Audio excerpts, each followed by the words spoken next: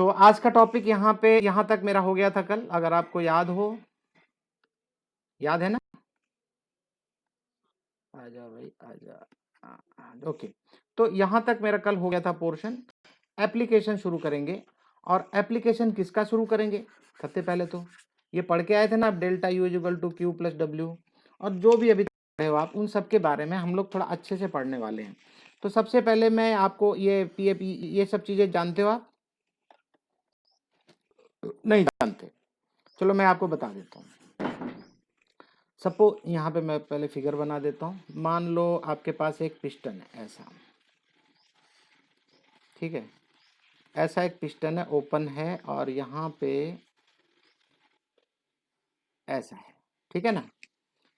अब ध्यान से सुनना, अंदर होता है P internal pressure, P in का मतलब इंटरनल प्रेशर, अंदर कितना प्रेशर है, और ये है पी एक्स मतलब एक्सटर्नल प्रेशर। अब आप मुझे बताएंगे, अगर एक्सटर्नल प्रेशर ज्यादा है, P external is greater than P internal, क्या होगा? क्या होगा?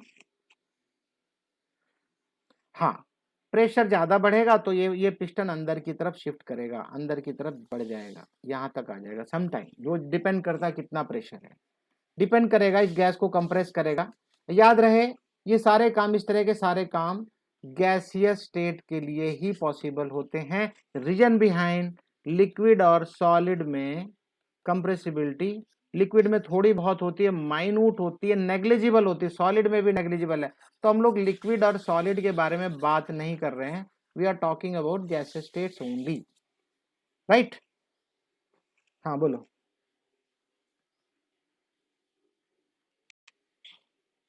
हाँ हाँ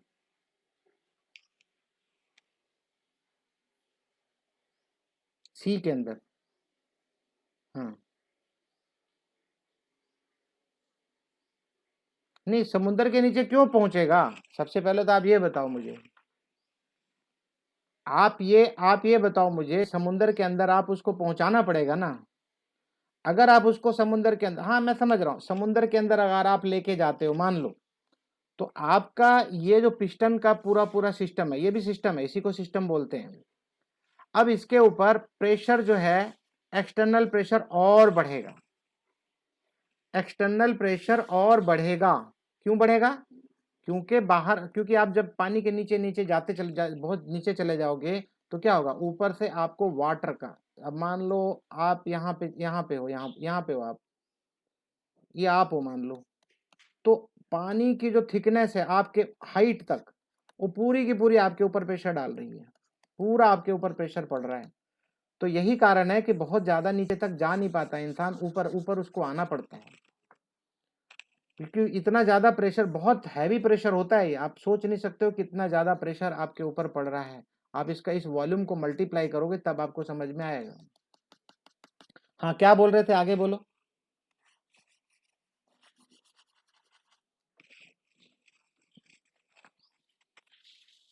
हाँ सेम ही होगा, वाटर को कितना कंप्रेस करोगे, उसमें कंप्रेसिबिलिटी होती कितनी है वाटर के अंदर, गैस में होती है ना, गैस को आप कंप्रेस करते हो, ठीक है ना?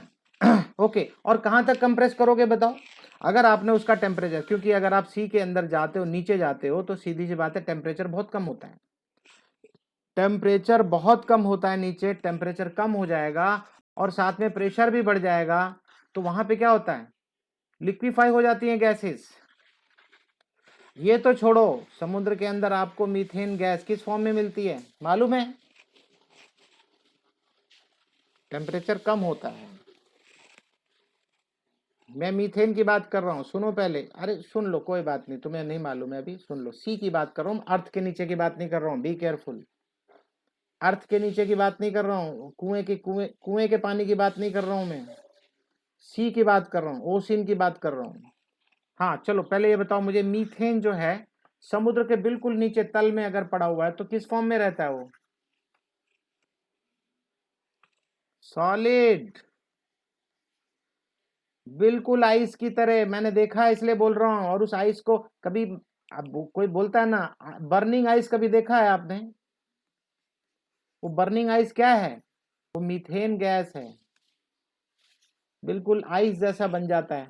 और आइस में आग लगा दो क्योंकि वो मीथेन है, तो मीथेन तो जलेगी ना। मीथेन क्या करेगी? मीथेन जलेगी उस समय। बहुत सारे केसेस है, छोड़ो अभी तो फिलहाल थर्मोडायनामिक्स नॉर्मल पढ़ो, जो बेसिक्स हैं। यू आर लर्निंग बेसिक्स, ठीक है। वो डिस्कशन करने के लिए बहुत टाइम है, अभी छोड़ दो उसको। हाँ जी, तो सबसे पहले ये आपका प्रेशर है, देखो इधर पी एक्सटर्नल, ये वी एफ, ध्यान देना अभी ये पिस्टन है आपका, अरे यार ये वी एक्स है आपका, और ये यहाँ पे क्या है वी आई, ये वी आई है, ध्यान देना प्लीज, ये वी आई मतलब इनिशियल वॉल्यूम, इतना था इनिशियल वॉल्यूम। और जब प्रेशर एक्सटर्नल अगर आपका बढ़ गया, आपने बढ़ा दिया, तो ये पिस्टन यहाँ आ जाएगा, और जब पिस्टन यहाँ आ गया इसका मतलब आपका वॉल्यूम चेंज हो गया। ये वी आई ज्यादा था, वी एफ कम हो गया, वी आई ज्यादा था, ध्यान रखना। अभी ये साइन कन्वेंशन आएगा, प्रॉब्लम करता है ये बहुत ज्यादा, तो आपको समझना पड़ेगा। यहाँ वॉल्यूम कम हो रहा है, डेल्टा वी जो है, ये डेल्टा वी क्या है, डेल्टा वी है वी, अब ऐसे तो बोलने के लिए V F minus V I होता है, लेकिन यहाँ उल्टा है, क्योंकि V I is greater than V F, तो यहाँ पे नेगेटिव आ जाएगा। अब मुझे ऐसा लिखना पड़ेगा V F minus V I, तो ये नेगेटिव हो जाएगा because V F is smaller than V I. अगर कंप्रेशन हो रहा है, कंप्रेशन, दो स्ट्रोक होते हैं इंजन वगैरह के, दो स्ट्रोक पड़ते हैं, 4 स्ट्रोक इंजन भी होते हैं, बट कंप्रेशन एंड एक्सपेंशन। अगर 2 स्ट्रोक इंजन है, मान लो स्कूटर वगैरह है, अगर वो 2 स्ट्रोक इंजन है, पहले के जो स्कूटर होते थे 2 स्ट्रोक होते थे, एक कंप्रेशन होता था और एक एक्सपेंशन होता था, ठीक है ना। अभी तो 4 स्ट्रोक जो बाइक वगैरह है जो ज्यादा माइलेज देती हैं, वो 4 स्ट्रोक इंजन है। खैर मैं अभी इंजन के बारे में आपको ना बता के कंफ्यूजन नहीं क्रिएट करना चाहता हूँ, पहले ध्यान दो। अब यहाँ पे क्या हो रहा है, अगर external pressure is greater, pressure external greater है तो इसको कंप्रेस कर देगा, और ये वॉल्यूम जो पहले ज्यादा था वो कम हो जाएगा। अब गैस की बात कर रहा हूँ, सीधी सी बात है, कंप्रेशन होना ही होना है, कोई प्रॉब्लम नहीं है। तो ये छोटी सी बात तो क्लियर हो गई आपको।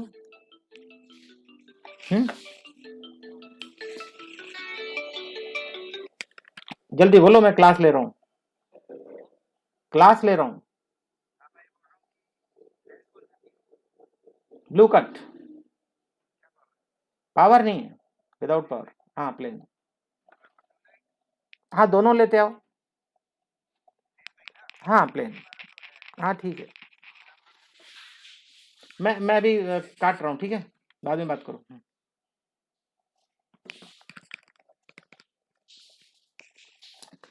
ओके, तो अभी वर्क के बारे में बात होगी।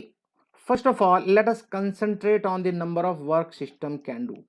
कैसा होगा, for understanding pressure volume, pressure volume की बात हो रही है, देख लो यहाँ पे प्रेशर किस साइड में, एक्सटर्नल प्रेशर ज्यादा होगा या इंटरनल प्रेशर ज्यादा होगा, डिपेंड करेगा, और उसी हिसाब से उसका वॉल्यूम चेंज होगा।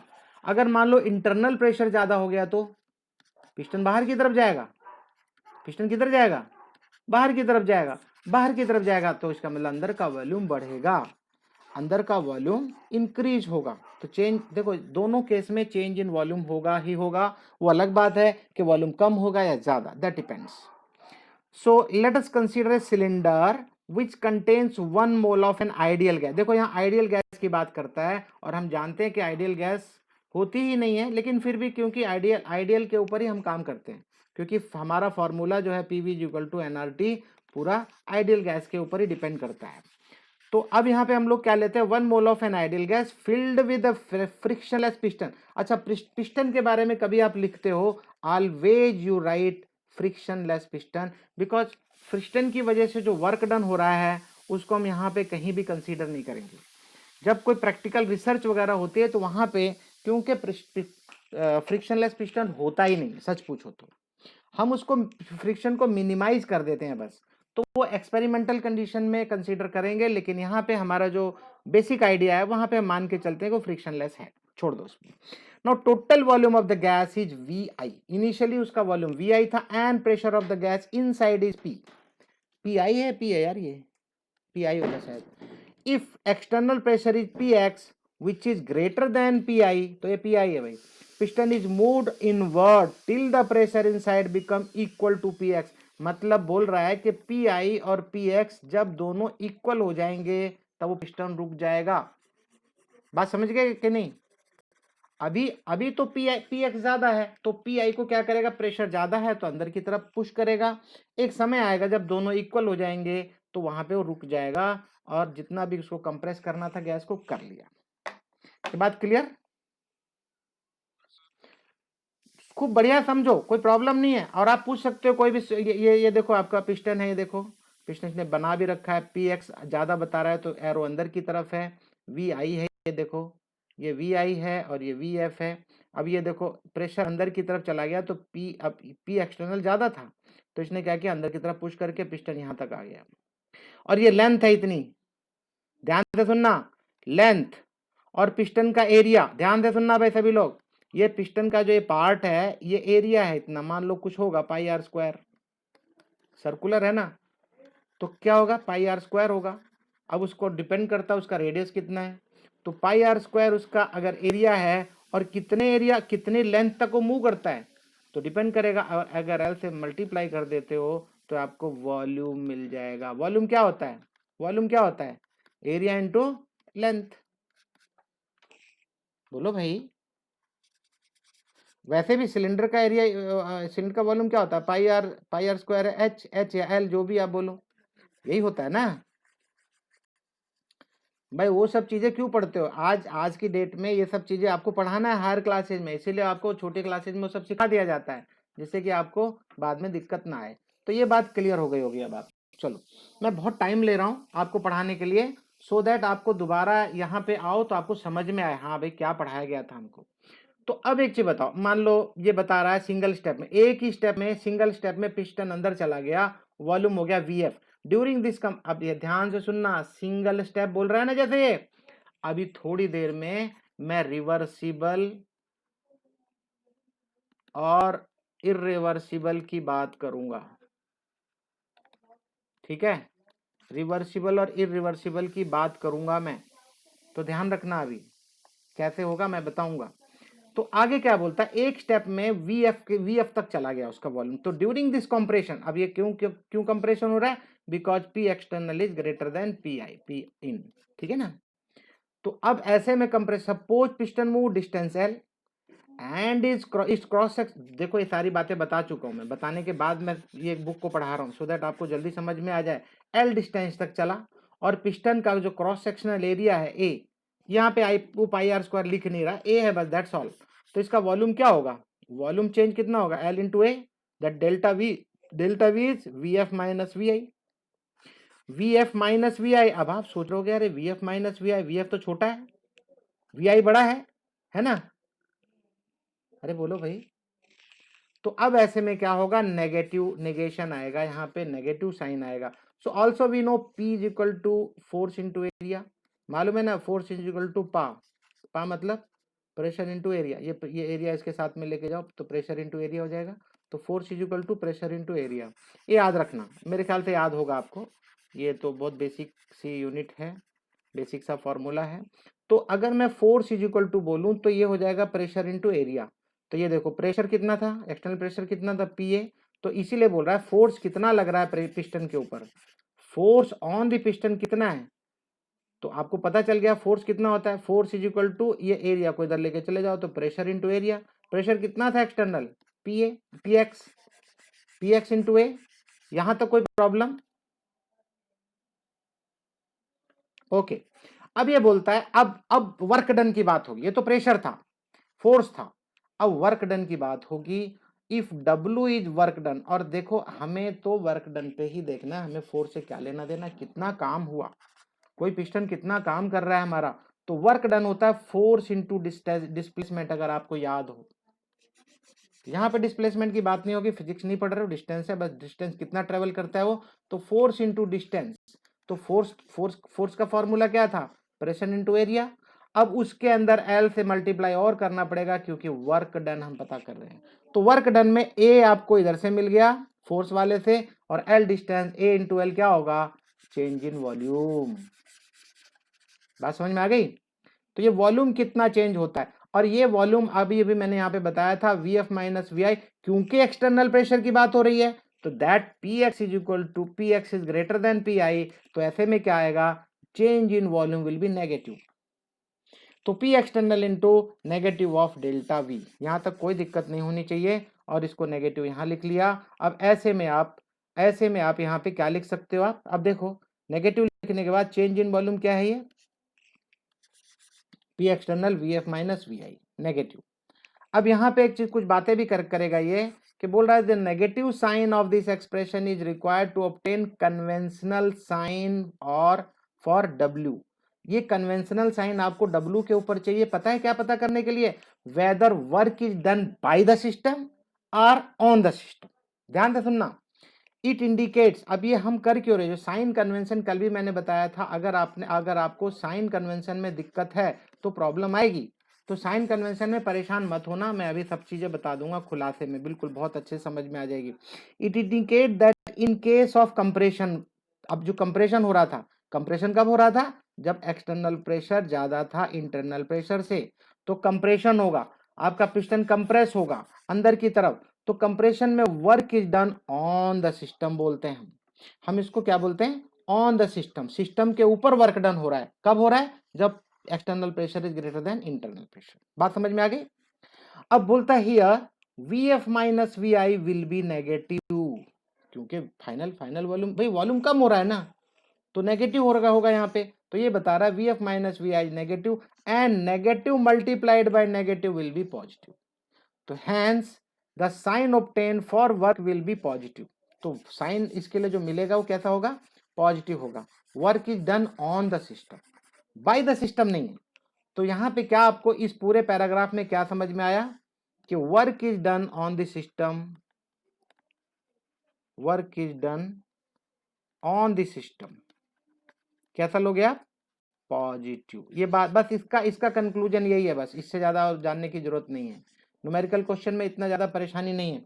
अच्छा, इसके ऊपर मैं एक चीज और बता दूं, इसके ऊपर कुछ सब्जेक्टिव टाइप के जो क्वेश्चन होंगे वो बहुत थोड़े हैं, और वो मैं वेल इन एडवांस अभी बता दूंगा क्या क्या पूछेगा, और आप अभी से तैयार करना शुरू कर दो, बस उसको 2-3 बार पढ़ो, याद हो जाएगा। और फिर कुछ होंगे न्यूमेरिकल क्वेश्चन, वो तो मैं आपको हैंड टू हैंड सिखाऊंगा, हैंड टू हैंड सिखाऊंगा, उसके लिए परेशान मत हो। तो यहां तक आपको साइन कन्वेंशन समझ में आ गया। अब आगे बोलता है if the pressure is not constant and every stage, ये आपको समझना है, ये डेफिनेशन आएगी, ये डेफिनेशन देख लो, अभी से बता दे रहा हूं मैं। रिवर्सिबल एंड इरिवर्सिबल प्रोसेस जरूर आता है, मेरे ख्याल से हाकिम पेट आप लोगों को मैम ने बताया इसके ऊपर कुछ एम्फेसाइज किया था कि हाँ ये जानना बहुत जरूरी है, बहुत इंपॉर्टेंट है, क्वेश्चन आएगा है। अरे वही तो मैं बोल रहा हूँ यार, मेरे भी एग्जाम में आया था, मैं इसलिए बोल रहा हूँ, मैं जब 11th में था मुझे बहुत सारी चीजें अभी भी याद हैं, कौन कौन से क्वेश्चन आते थे, किसके ऊपर ज्यादा ध्यान देते थे। तो चलो ध्यान से देखो, अब ये अभी मैंने बोला था सिंगल स्टेप, मैंने कुछ बोला भी था अभी कि मैं कुछ और भी बातें बताने वाला हूं, तो ये जो ऊपर काम हुआ था वो एक सिंगल स्टेप में हुआ था। अब ये क्या बोलता है, अब ध्यान से सुनना, अभी बोलता है if the pressure is not constant at every stage of compression, compression हुआ लेकिन एक स्टेज में पिस्टन यहां से यहां तक जल्दी से नहीं आया, मान लो जो भी है एक स्टेज में तुरंत नहीं आया, मान लो एक स्टेज कंप्रेशन होता है, पहले छोटा कंप्रेशन हो, यहां तक आया, फिर रुक गया, फिर यहां से यहां तक आया, फिर यहां से यहां तक आया, फिर यहां से धीरे धीरे आ रहा है, स्टेप बाय स्टेप आ रहा है, रुक रुक के आ रहा है, मतलब उसके लिए ग्राफ अगर आप देखो तो ये आपको समझ में आएगा। ये देखो इधर, फिर रुकता है, फिर आगे, फिर रुकता है, फिर रुकता है, फिर रुकता है। तो यहाँ पे आप क्या देख रहे हो कि किस हिसाब से रुक रुक के आ रहा है।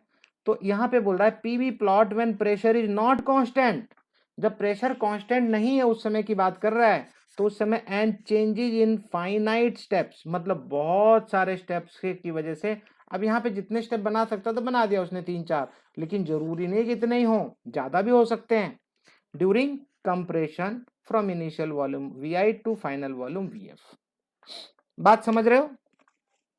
और ये इधर से ऐसे आ भी नहीं रहा है, सच पूछो तो ये उल्टा है, उल्टा इसलिए कि इनिशियल वॉल्यूम यहाँ ज्यादा है, जरा गौर से देखो, इनिशियल वॉल्यूम यहाँ है, और जब कंप्रेशन की बात हो रही है तो वॉल्यूम तो कम होगा, और वॉल्यूम कम होगा तो आपको इधर नहीं जाना है, आपको इधर जाना, इस साइड में जाना है। अगर ये एरो लगा होता तो आपको काम आता, चलो यहाँ पे लगा हुआ है, यहाँ पे देखने में दिख रहा है, देखो ये ये इधर की तरफ जा रहा है, ऊपर की तरफ। देखो ऊपर का मतलब है प्रेशर बढ़ रहा है। वाई एक्सिस पे क्या है, वाई एक्सिस पे प्रेशर है। तो आप जब इधर से ऐसे चले तो प्रेशर बढ़ रहा है। देखो प्रेशर कब बढ़ेगा, जब आपका वॉल्यूम कम होगा, मतलब initial.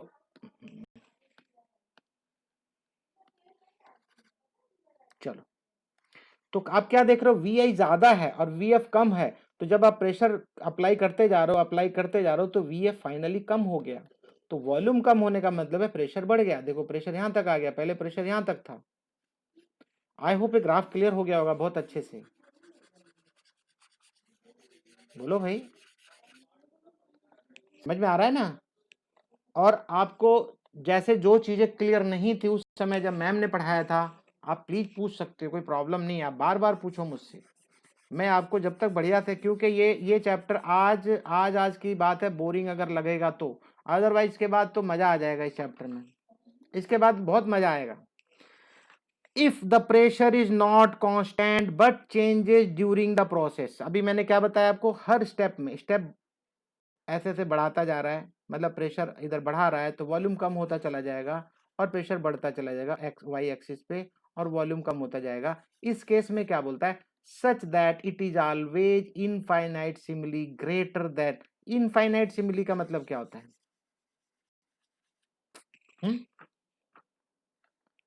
Process such that it is always infinitesimally greater than the pressure of the gas. In fact infinitesimally हम लोग कब इस्तेमाल करते हैं, जब बहुत छोटे छोटे मैनी स्टेप्स होते हैं, और एक पर्टिकुलर स्टेप की बात करता है इनफाइनाइट सिमली। एक छोटे छोटे हर स्टेप को अब हमें कंबाइन करना है। मान लो वॉल्यूम कम होता चला गया, मान लो ये पिस्टन है, ध्यान से सुनना, पहले स्टेप में यहां तक आया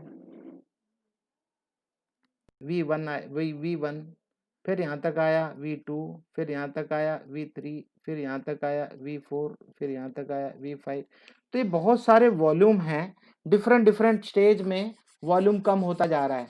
और फाइनली आपको क्या करना है, आपको देखो हर स्टेप कहीं भी हो, लेकिन आपको क्या देखना है, कल मैंने बताया भी था, हमें तो इनिशियल और फाइनल ये देखना होता है कि भाई कहाँ से शुरू किया था और कहाँ पे एंड हो रहा है। तो इनिशियल और फाइनल, लेकिन अगर आप हर स्टेप को काउंट करोगे तो कैसे करोगे काउंट। मान लो मैं एक चीज बोलता हूं आपसे, आपने बहुत एरिया वॉल्यूम निकाला है, मैं अगर बोलूं कि भाई इसका एरिया निकालो,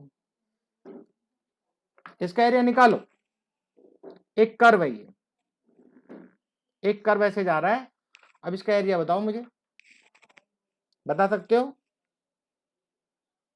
यस, छोटे छोटे पार्ट डिवाइड करेंगे, मैं एक छोटा सा पार्ट लूंगा यहां से, और इतना छोटा पार्ट लूंगा, 12th क्लास में पढ़ाऊंगा मैं इंटीग्रेशन में, एप्लीकेशन ऑफ इंटीग्रेशन में। तो इसमें क्या होगा, it will act as rectangle because it is so small, so small. ये जो कर्व का पार्ट है ना, ऐसा दिख रहा है जो, वहां पे आपको ऐसा कंसीडर करना पड़ेगा, एक रेक्टेंगल बनता है। ये क्या बनता है, रेक्टेंगल बनता है, रेक्टेंगल बन रहा है। ठीक है, बहुत ध्यान से देखोगे तब आपकी समझ में आ जाएगा। अब ये रेक्टेंगल अगर बन रहा है, एक मिनट, अच्छा एक चीज बताओ, ये प्रेशर था, ये वॉल्यूम था, अब ये जो वॉल्यूम है, इस वॉल्यूम को मैं क्या लूंगा पता है, डीवी। डीवी मतलब very very very very very small, और ये मेरा प्रेशर है। तो यहां पे बहुत छोटा सा वॉल्यूम लिया, तो इसका एरिया कितना बनेगा बताओ मुझे, लेंथ इनटू ब्रेथ, है ना। लेंथ कितनी है, पी, ये लेंथ कितनी है, पी, हाँ पी भाई पी, और पी प्रेशर, और विड्थ कितना है, ये छोटा सा जो मैंने, डीवी। ये बात समझ में आई कि नहीं भाई, ये बात समझ में आई कि नहीं आई। अब इसको क्या करना है, इसको करना इंटीग्रेट करना। इंटीग्रेट करना मतलब एक तरीके से समेशन करना, एस, ये क्या होता है, इंटीग्रेशन का साइन है ना ये बताता है कि आप समेशन कर रहे हो, समेशन, समेशन मतलब सबको सम कर रहे हो। तो सबको सम, ध्यान से सुनना भाई सभी लोग, प्लीज पे अटेंशन। मैं कुछ ऐसी चीज नहीं बता रहा हूं जो आपकी समझ में नहीं आएगा, ये बता रहा है प्रेशर इंटू डीवी का ये जो एरिया है, ये एरिया निकाल रहा हूं। अब आप बोलोगे एरिया तो इसका था, हाँ भाई, इसका था, बिल्कुल था। लेकिन अब मुझे एक चीज समझ में आई कि भाई ये यहाँ पे वी आई है, ये यहाँ पे वी एफ है, मान लो। अब वो डिपेंड करता है कि आप कौन से को वी आई लोगे, कौन से को वी एफ लोगे। अब ऐसे केस में अगर आप ध्यान दो तो आपको यहां समझ में आएगा कि वी आई मिनिमम लेता है, वी एफ फाइनल लेता है। और हाँ, जरूरी नहीं है। अब आपके दिमाग में पता है क्या है, अब सुनना ध्यान से। अब आपके दिमाग में है, यहाँ पे लोअर लिमिट और हायर लिमिट की बात हो रही है। लोअर लिमिट में इसने वी आई लिया और अपर लिमिट में वी एफ लिया। तो अब यहाँ पे दो कंडीशन आएगी, ध्यान से सुनना भाई। अगर पी एक्सटर्नल ग्रेटर है, पी एक्सटर्नल ग्रेटर है पी आई से, तो V I will be greater than V F. ये बात क्लियर है कि नहीं? सभी लोग सुनो, सभी लोग सीखना है सबको। और अगर कुछ लोग क्या होता है, यस सर बोल देते हैं, वो बेचारे जो है ना, जिसको पूछना होता है ना, वो गम खा जाता है, बोलता रहे छोड़ो यार, इसने तो यस सर बोल दिया, मैं पूछूंगा तो लोग मुझे बुद्धू समझेंगे। प्लीज ऐसा नहीं समझना, बिल्कुल भी नहीं समझ में आ रहा बोलो। Be like Sudhanshu. सुधांशु को समझ में नहीं आएगा, पक्का पूछता है। लेकिन कुछ बच्चे हैं जो नहीं पूछते हैं, वहां मुझे बहुत तकलीफ होती है। वहां ये लगता है कि यार कुछ बच्चे पूछ नहीं रहे, पता नहीं बेचारों को समझ में आ रहा है कि नहीं। तो आप ये लोग ये इन सब चीजों को बिल्कुल दिमाग में मत रखो और क्लियर पूछो। तो चलो अब एक चीज और मैं बताता हूं, क्या जरूरी है यही सिस्टम हो? नहीं, बिल्कुल नहीं।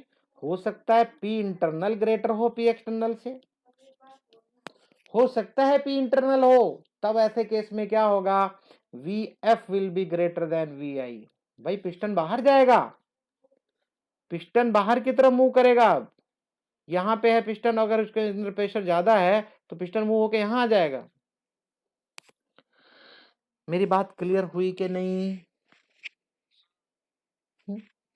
यस सर, तो ठीक है एपीएस वालों। त्रिविक्रम, त्रिविक्रम भाई समझ में आ रहा है कि नहीं? यार तुम्हारी वॉइस बहुत वीक है। वीक वॉइस से आइडिया लगाता हूं मैं कि आपको कितना समझ में आया है। चलो ठीक है, लेकिन please don't hide, don't hide. अब यहाँ पे अब ध्यान से सुनना, समझ में आएगा अब और अच्छे से। तो अब ये क्या बता रहा है, at each stage of compression, अगर वो कंप्रेशन जब हो रहा था तो ऐसे ऐसे ऐसे अलग अलग अलग अलग स्टेज बन रहा था, और वॉल्यूम धीरे धीरे कम होता जा रहा था, और प्रेशर हर बार बढ़ता जा रहा था, हर हर स्टेज में बढ़ रहा था। The volume decreases by an infinitesimal amount. हर बार एक छोटा छोटा छोटा छोटा थोड़ा थोड़ा अमाउंट वॉल्यूम का कम हो रहा था। और वो कितना कम हो रहा था हर टाइम में? मान लो डीवी, मान लो डीवी। अब मैंने भी तो यही माना है, छोटा सा पोर्शन लिया था। In such a case we can calculate the work done on the gas by relation. और अभी अभी हमने वो रिलेशन यहाँ पे वर्क डन का देखा था। वर्क डन इज इक्वल, अगर पी एक्सटर्नल इक्वल और साथ में change in delta, change in volume है, डेल्टा वी है, तो ऐसे केस में हम लोग यहाँ पे क्या लिखेंगे, W is equal to negative of और यहाँ पे वी आई और यहाँ पे वी एफ, और साथ में P external into dV, P into dV. बाद में पी को एक्सटर्नल इंटरनल को खत्म कर देंगे। अब एक चीज बताओ मुझे, आप ध्यान से सुनना, क्या बोलता है here P external at each. हाँ,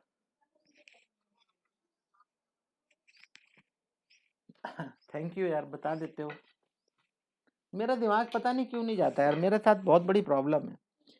ये तो तुम कंप्यूटर में देख के बता रहे हो, लैपटॉप के बारे में देख के बता रहे हो, मैं तो अपने मोबाइल में भी नहीं देख पाता हूँ। पता नहीं, मुझे दिखता ही नहीं है, मतलब मेरी निगाह वहां जाती ही नहीं है, बहुत कम जाती है। ओके चलो, तो क्या बोलता है यहाँ पे, eight e stage P external ज्यादा होता है तो किसके बराबर होगा? ये बताओ मुझे। अगर पी एक्सटर्नल ज्यादा है तो इसका मतलब पी इंटरनल में कुछ तो ऐड करोगे आप, कितना? Change in DP. Change in pressure कितना है? डीपी। ये बात समझ में आई कि नहीं भाई? भाई इंटरनल प्रेशर में जो चेंज किया आपने प्रेशर डीपी, उसके बराबर ही तो होगा पी पी इन के अंदर जो चेंज इन प्रेशर हुआ, उसकी वो किसके? मेरे ख्याल से नहीं समझ में आ रहा, और दोबारा समझाता हूँ। अब एक चीज बताओ मुझे, पिस्टन यहाँ था, पिस्टन यहाँ आ गया, सेकंड स्टेज में यहाँ आ गया। अब यहाँ की पे पहले एक मिनट, पहले जो प्रेशर था अर्लियर स्टेज में जो प्रेशर था, मान लो वो पी इन था और ये पी एक्स है, और यहाँ पे मैं पहले बता रहा हूँ कि भाई पी एक्स बड़ा है पी इन से। अब ध्यान से सुनना, यहाँ मैं बताऊं तो ज्यादा अच्छा है।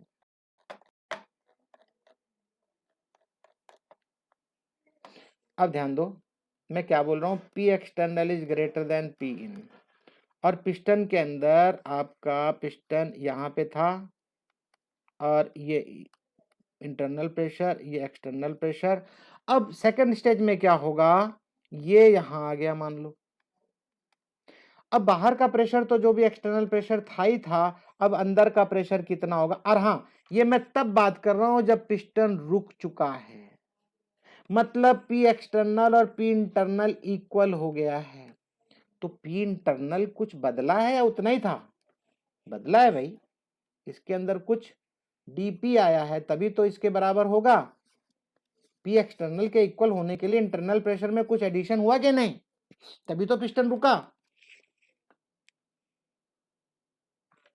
भाई यहां बात को समझो आप, पी एक्सटर्नल के इक्वल लाने के लिए और पिस्टन को रोकने के लिए अंदर कुछ प्रेशर डेवलप हुआ, गैस कंप्रेस हुई तो प्रेशर डेवलप हुआ, और जो प्रेशर किसके इक्वल है, मान लो डीपी, चेंज इन प्रेशर। तो वो चेंज इन प्रेशर को अगर आप इंटरनल प्रेशर में ऐड किए तभी तो एक्सटर्नल प्रेशर के इक्वल हुआ, और उसी ने तो पिस्टन को रोका है, बोल रहा भैया मैं तेरे बराबर हो गया हूं, अब ज्यादा पंगे मत ले मेरे से। अब पिस्टन अंदर नहीं जाएगा, क्यों? क्योंकि तुम्हारे प्रेशर के बराबर मेरा प्रेशर भी हो चुका है। हाँ बोलो।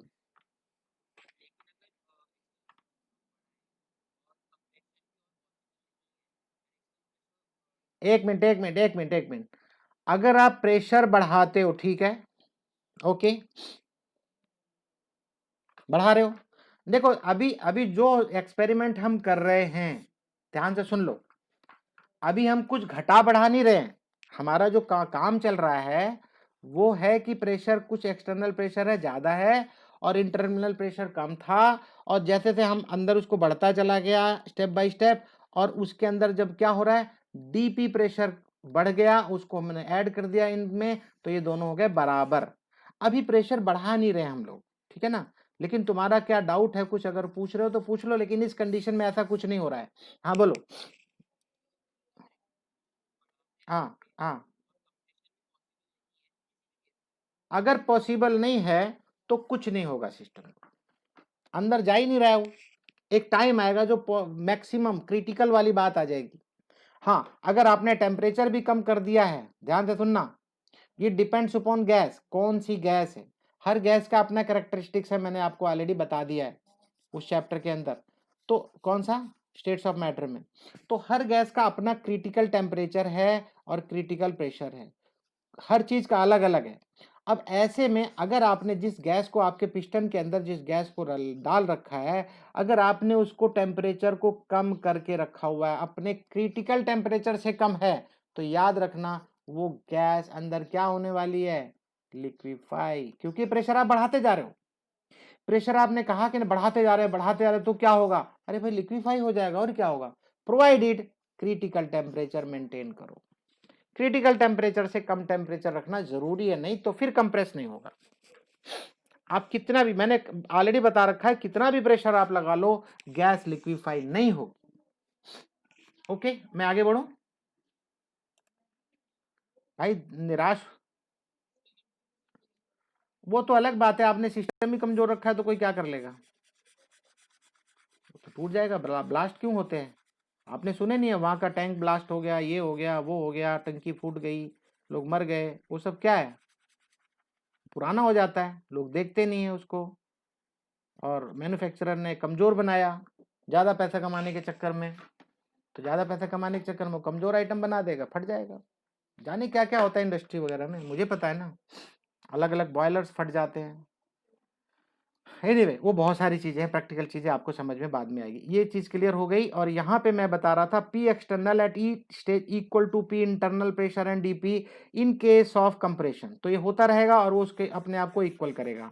इक्वल करेगा तो अंदर एक्सपेंशन सॉरी कंप्रेशन बंद हो जाएगा। अब आगे बोलता है इन एन एक्सपेंशन। अब अगर एक्सपेंशन हो रहा है तो इसका मतलब P internal pressure is greater than P external. Am I right? ठीक है। So expansion process under similar condition. तो अब क्या होगा? अब सीधी सी बात है, अगर मैं एक्सटर्नल को हर बार लेफ्ट साइड, अब की क्या लिखूंगा मैं, ध्यान से देखो, P internal is equal to P external plus dP. क्योंकि इंटरनल ज्यादा है तो एक्सपेंशन हो रहा है, बाहर की तरफ पिस्टन जा रहा है, लेकिन अब मुझे तो पी एक्सटर्नल की फॉर्म में लिखना है, तो कोई बात नहीं, डीपी को इधर दे दो। अब हो जाएगा P internal minus DP, P internal minus DP. ये बात समझ में आई कि नहीं?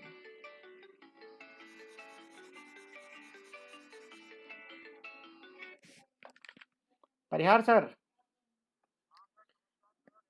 सर नमस्कार सर, मैं थोड़ी देर के बाद कॉल करता हूँ, मैं क्लास ले रहा हूँ सर अभी, please please don't mind. Okay sir.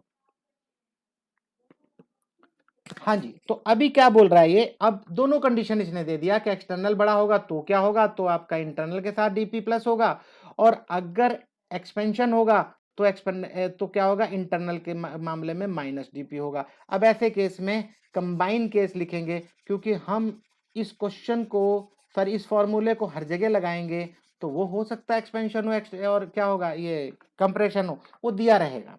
उस केस में हम लोग क्या लिखेंगे, P external pressure is equal to P internal plus minus DP.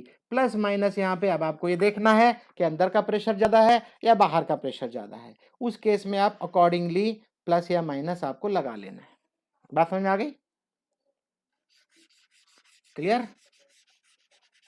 हाकिम पेट वाले जोर से बोल रहे हैं, बाकी लोग थोड़ा सा कम है। अब ऐसे में क्या बोलता है, such processes are called reversible process. दोनों की बात करता है, रिवर्सिबल प्रोसेस इसको बोलते हैं, क्योंकि ये फॉर्मूला दोनों के लिए है, इंटरनल प्रेशर ज्यादा होगा तब भी या एक्सटर्नल प्रेशर ज्यादा होगा तब भी। चलो देखते हैं, ये आप रट्टा लगा लो, इसको आपको लिख लो 2-3 बार, ये आएगा आएगा और जरूर आएगा। क्या बोलता है, a process or change is said to be reversible. ध्यान से सुनो, मैं आपको अभी कभी याद करा दूंगा भाई। एक प्रोसेस को हम या किसी चेंज को, a process or change is said to be reversible, हम उसको रिवर्सिबल कब बोलेंगे, कब बोलेंगे, if a change is brought out in such a way that the process could at any moment be reverse by infinitesimal change. मतलब बहुत छोटे छोटे चेंजेस जब आएंगे तो उसके अंदर क्या क्या बोला, इफ चेंज, अगर कोई भी चेंज आप उसके अंदर लेके आते हो, कोई भी चेंज लाते हो और उस चेंज की वजह से वो क्या हो जाता है, रिवर्स हो जाता है, इनफाइनाइट सिमिली चेंज, मतलब थोड़ा सा भी चेंज आता है और रिवर्स हो जाता है। A process or change is said to be reversible कब होगा, if change is brought out in such a way, उसके अंदर कुछ ऐसा चेंज आप लेके आते हो कि the process could at any moment, किसी भी समय वो प्रोसेस रिवर्स हो जाए, be reverse by infinitesimal change, थोड़ा सा चेंज आ जाए। और आगे क्या बोलता है, a reversible process proceeds infinitesimally infinitely slowly by a series of equilibrium states. Series of equilibrium state का मतलब मैं आपको बता दूं, ये जब उसने बोला था ना कि एक एक स्टेप, मतलब हर बार इक्विलिब्रियम अटेन करेगा फिर आगे बढ़ेगा, फिर इक्विलिब्रियम अटेन करेगा फिर आगे बढ़ेगा। तो यहाँ पे वही बता रहा है, हर स्टेज में वो छोटा थोड़ा थोड़ा स्टेप बढ़ेगा आगे की तरफ और हर बार वो इक्विलिब्रियम अटेन करेगा, such that system and the surrounding are always in near equilibrium with each other. System और एटमॉस्फेयर दोनों एक दूसरे से इक्विलिब्रियम में आएंगे हर स्टेप में। और प्रोसेसेस अदर देन रिवर्सिबल, अब इरिवर्सिबल के लिए उसने अलग से कोई डेफिनेशन बोली नहीं है। वो बोलता है कि अगर रिवर्सिबल नहीं है तो इसका मतलब process is known as irreversible process. ये आपको 2-3 बार पढ़ो, समझ में भी आएगा और याद भी हो जाएगा। आपको लिखना पड़ेगा, लिखना जानना बहुत जरूरी है। In chemistry, we face problem that can be solved if we relate the work term to the internal pressure of the system. अगर हम ध्यान से सुनना, अभी ये यहाँ पे जो बात बोल देता है, अगर हम उसको माइंड में नहीं रखते तो आगे हमें परेशानी झेलनी पड़ती है। इसलिए मैं यहाँ यहीं पे आपको आपकी परेशानी खत्म कर दूं। क्या बोल रहा है, अगर वर्क टर्म की बात करना है तो internal pressure of the system जानना बहुत जरूरी है। कैसे? We can relate work to internal pressure of the system under reversible conditions by writing equation 3.6.3। तो ये 6.3 वही था जो मैंने आपको बताया था कि किस तरीके से एरिया निकालते हैं, वॉल्यूम निकालते हैं। तो ये वर्क डन निकालते हैं। तो ये वर्क डन क्या था? P into V. आपने यही पढ़ा था ना, pressure into volume, change in volume. तो प्रेशर इंटू कौन सा pressure? External pressure into d V, और यहाँ पे इनिशियल वॉल्यूम वी आई है और फाइनल वॉल्यूम वी एफ है। यहाँ पे ध्यान देना है प्लीज, पे अटेंशन। ये नेगेटिव है। अब ऐसे में आगे बढ़ते हैं अगर, तो मैंने आपको बताया था पी एक्सटर्नल करके दिखाया था कि पी एक्सटर्नल को क्या लिखना है, पी इंटरनल और प्लस में और माइनस में डीपी। ये प्लस माइनस क्यों था? वो डिपेंड करेगा कि एक्सटर्नल प्रेशर ज्यादा है या इंटरनल प्रेशर ज्यादा है। उसके मैंने आपको ये भी बता दिया था कि प्लस कब होगा, जब एक्सटर्नल प्रेशर ज्यादा होगा, और माइनस कब होगा, जब इंटरनल प्रेशर ज्यादा होगा। वेरी सिंपल, ये बात समझ में आ गई आपको। और हाँ, एक चीज बताओ और मुझे, अब P की जगह पे तो मैंने लिख दिया P internal plus minus DP और डीवी के साथ मल्टीप्लाई। अब ध्यान देना, यहाँ पे बहुत इंपॉर्टेंट है, थोड़ा मैथमेटिक्स आ रहा है और मैं आपको मैथमेटिक्स अच्छे से सिखा दूंगा यहाँ पे, नहीं तो आप इंटीग्रेशन में फंसे रह जाओगे। आप बिल्कुल भी अपने आप को फंसा हुआ मत समझना, बिल्कुल भी। सुन लो ध्यान से। अब ये क्या होगा, डीवी से इसको भी एक डीवी दे दो, इसको भी दे, दोनों को दे सकते हैं ना। It is applicable to both of them. अब इस केस में क्या होगा, जब एक P को मिलता है dV तो ऐसे लिख देंगे, फिर प्लस माइनस और dP बहुत छोटा है और dV भी बहुत छोटा है, और दोनों बहुत छोटे छोटे होने पे क्या हो जाता है? अरे भाई 0.01 को 0.01 से मल्टीप्लाई करो, क्या आएगा?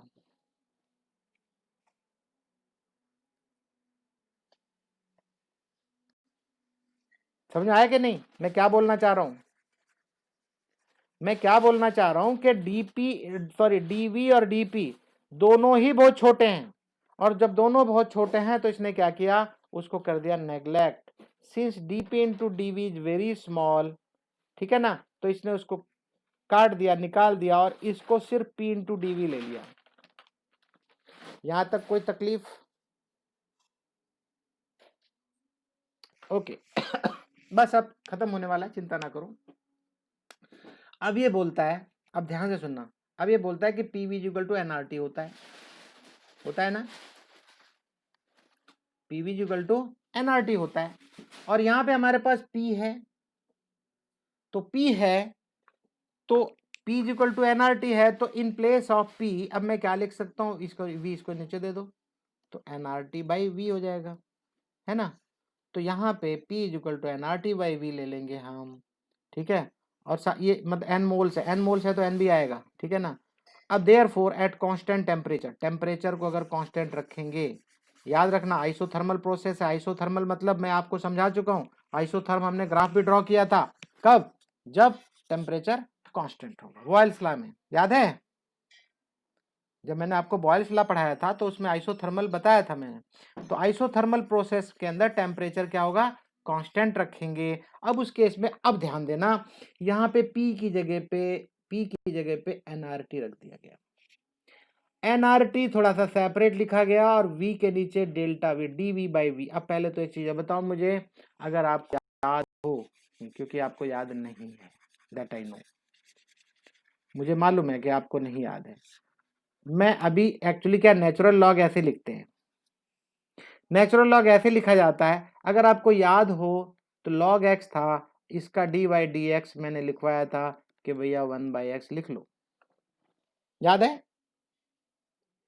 नहीं याद है तो देख लेना, कोई प्रॉब्लम नहीं है। और फिर मैंने आपको ये भी बताया था, अब इसका इंटीग्रेशन करो तो ये आना चाहिए, तो 1/x का 1/x का, लेकिन यहाँ पे dx होना जरूरी है, 1/x का dx करके इंटीग्रेशन करेंगे तो आपको log x मिलता है।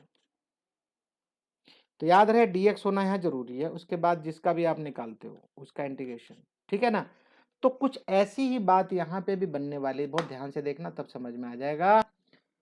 आपका dv यहाँ पे है और उसके नीचे v है, तो भाई ये क्या है, dx/x नहीं था,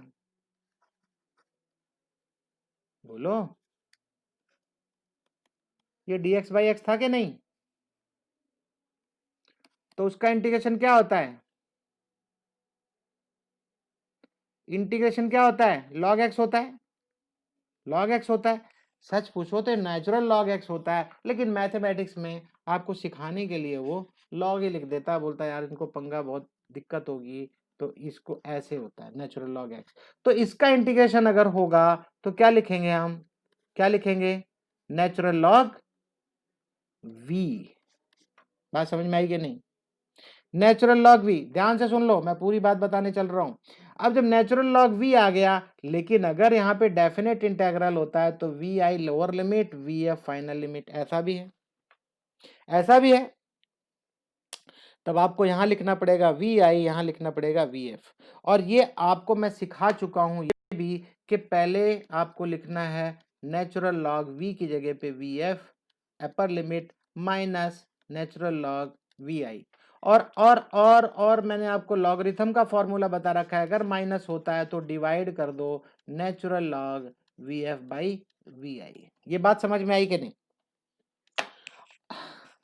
अरे भाई रुक जाओ, उन लोगों को भी देखो ना जो लोग नहीं समझ पा रहे होंगे। और मैंने ये भी बताया था कि अगर आप इसको नेचुरल लॉग को नॉर्मल नेचुरल लॉग मतलब बेस 10 वाला बनाना है, वैसे बेस 10 लिखते नहीं है लेकिन ये बेस 10 वाला ही है, अगर आपको इसमें कन्वर्ट करना है तो आपको क्या करना पड़ेगा, 2.303 से मल्टीप्लाई करना पड़ेगा। अब ये नेचुरल लॉग से नॉर्मल बेस 10 लॉगरिथम बन गया। यहां तक अगर किसी को कोई डाउट हो तो पहले मेरे से पूछ लो, उसके बाद में बात करेंगे।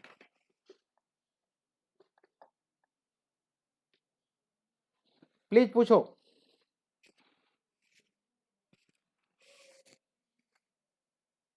देख लो अच्छे से, कोई प्रॉब्लम नहीं है, देखो समझो और दोबारा पूछो, मैं दोबारा समझाने को तैयार हूं।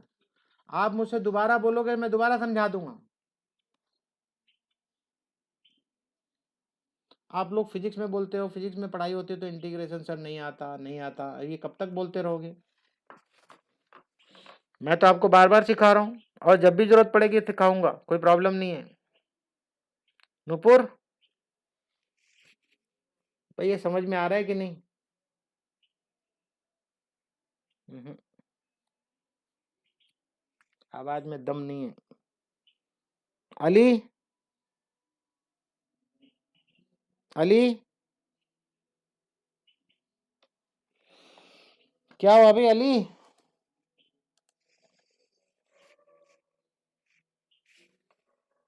अली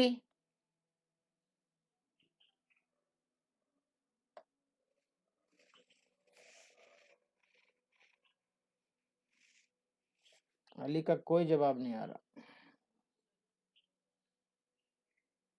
हाँ हाँ बताएंगे बिल्कुल, मैं यही तो पूछ रहा हूँ यार आपसे कि मैं फिर बताऊं क्या। ये अली कहाँ है बाय द वे।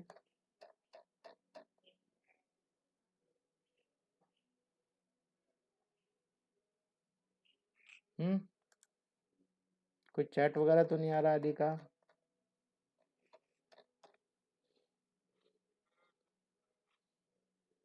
अच्छा इंटरनेट की प्रॉब्लम है, चलो बता दिया करो यार, कुछ बताया करो, कुछ प्रॉब्लम है तो। अच्छा अभी अभी किसी ने बोला है कि सर दोबारा बता दो, ठीक है, दोबारा बता दो बोला जा रहा है, तो चलो मैं दोबारा बता देता हूँ। अब ये पूरा बताऊंगा, चलो अच्छे से, ये पूरा ही बता दूंगा। डब्लू रिवर्सिबल ये क्या बनने जा रहा है वो पूरा बताऊंगा, ठीक है।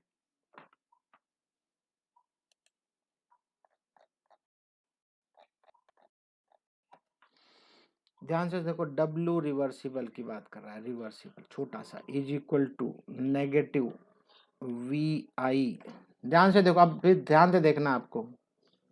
वी एफ यहाँ पे क्या था यार, क्या हो रहा है, क्या था भाई यहाँ पे, हाँ P internal and DV,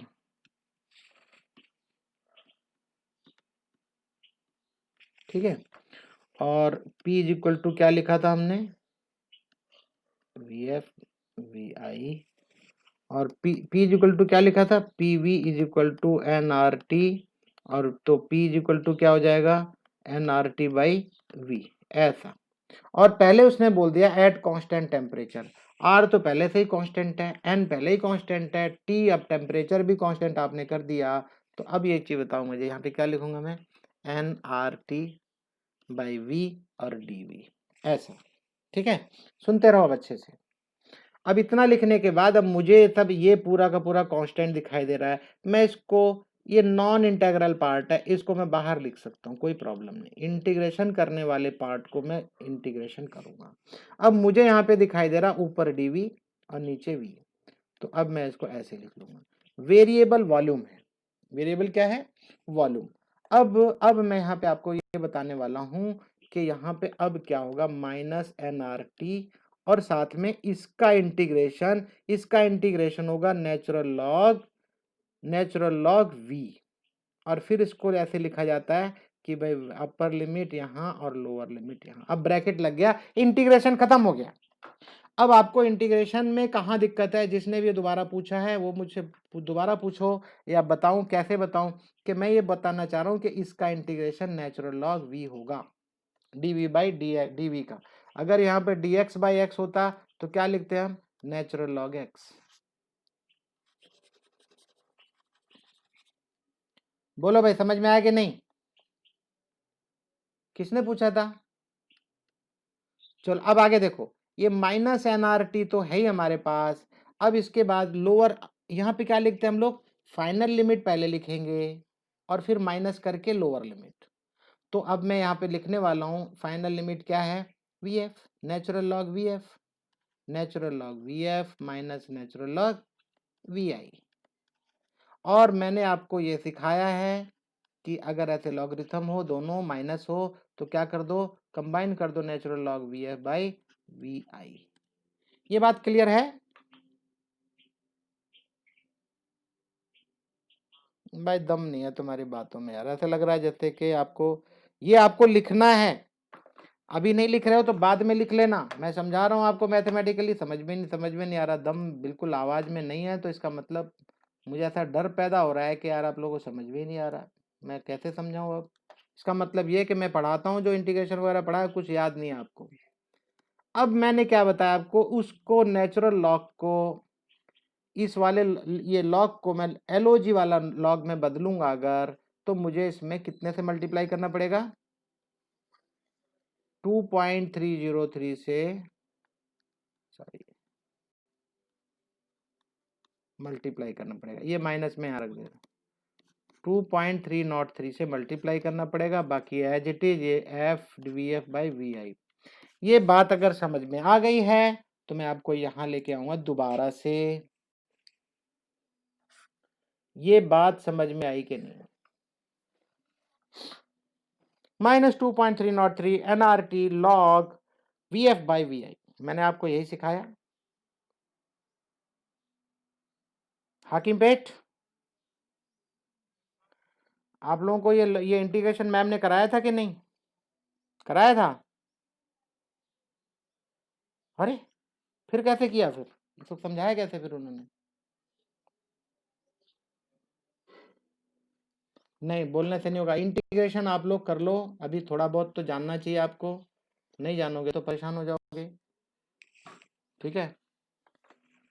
free expansion, ये अगर देखो, ये एक काम करना है, दोबारा से पूछना हो फिर कभी भी पूछना, मैं 10 बार बताने को तैयार हूँ, 100 टाइम बता, लेकिन खुद से भी तो करके देखो। इसमें इंटीग्रेशन का पार्ट एक ही तो है यार, डी वी बाई वी का इंटीग्रेशन क्या, नेचुरल लॉग वी, इतना ही तो मैं बता रहा हूँ, और इससे ज्यादा मैं क्या बता रहा हूँ, इसमें तुम्हारा गला सूखा जा रहा है। यही तो मैंने बोला है भाई, इसका ये होता है बस इंटीग्रेशन, बाकी सब तो सिंपल मैथमेटिक्स है। क्यों, अब नेक्स्ट है free expansion. Free expansion, expansion of A gas in vacuum. Vacuum का मतलब है बाहर का प्रेशर जीरो है। जिस एटमॉस्फेयर में एक्सपेरिमेंट करवा रहे हो आप, वहां का प्रेशर जीरो है ही नहीं, कुछ भी प्रेशर ही नहीं, शून्य है। शून्य समझते हो आप? वैक्यूम, वैक्यूम की स्पेलिंग पता है? डबल यू होता है। पूरी डिक्शनरी में एक ही ऐसा वर्ड है जिसमें डबल यू होता है, वो वैक्यूम। सो उस समय वैक्यूम में पी एक्सटर्नल प्रेशर जीरो होगा, इज कॉल्ड फ्री एक्सपेंशन। अब वहां पे फ्री एक्सपेंशन होगा। So no work is done during free expansion of an ideal gas whether the process is reversible or irreversible. ये multiple choice question है, आपको बता दूं मैं, ये नीट और उसमें पूछा जाता है ये कि वैक्यूम के केस में जब एक्सटर्नल प्रेशर जीरो होगा फ्री एक्सपेंशन बोलते हैं, और उस समय कोई भी वर्क डन नहीं होता। No work done is done during free expansion of an ideal gas, चाहे वो रिवर्सिबल हो या रिवर्सिबल हो। Now we can write equation 6.1 in number of ways depending on type of process. अब कैसा प्रोसेस है 6.1 को हम दोबारा से लिखेंगे। देखो लेट द सब 6.1 क्या था भाई?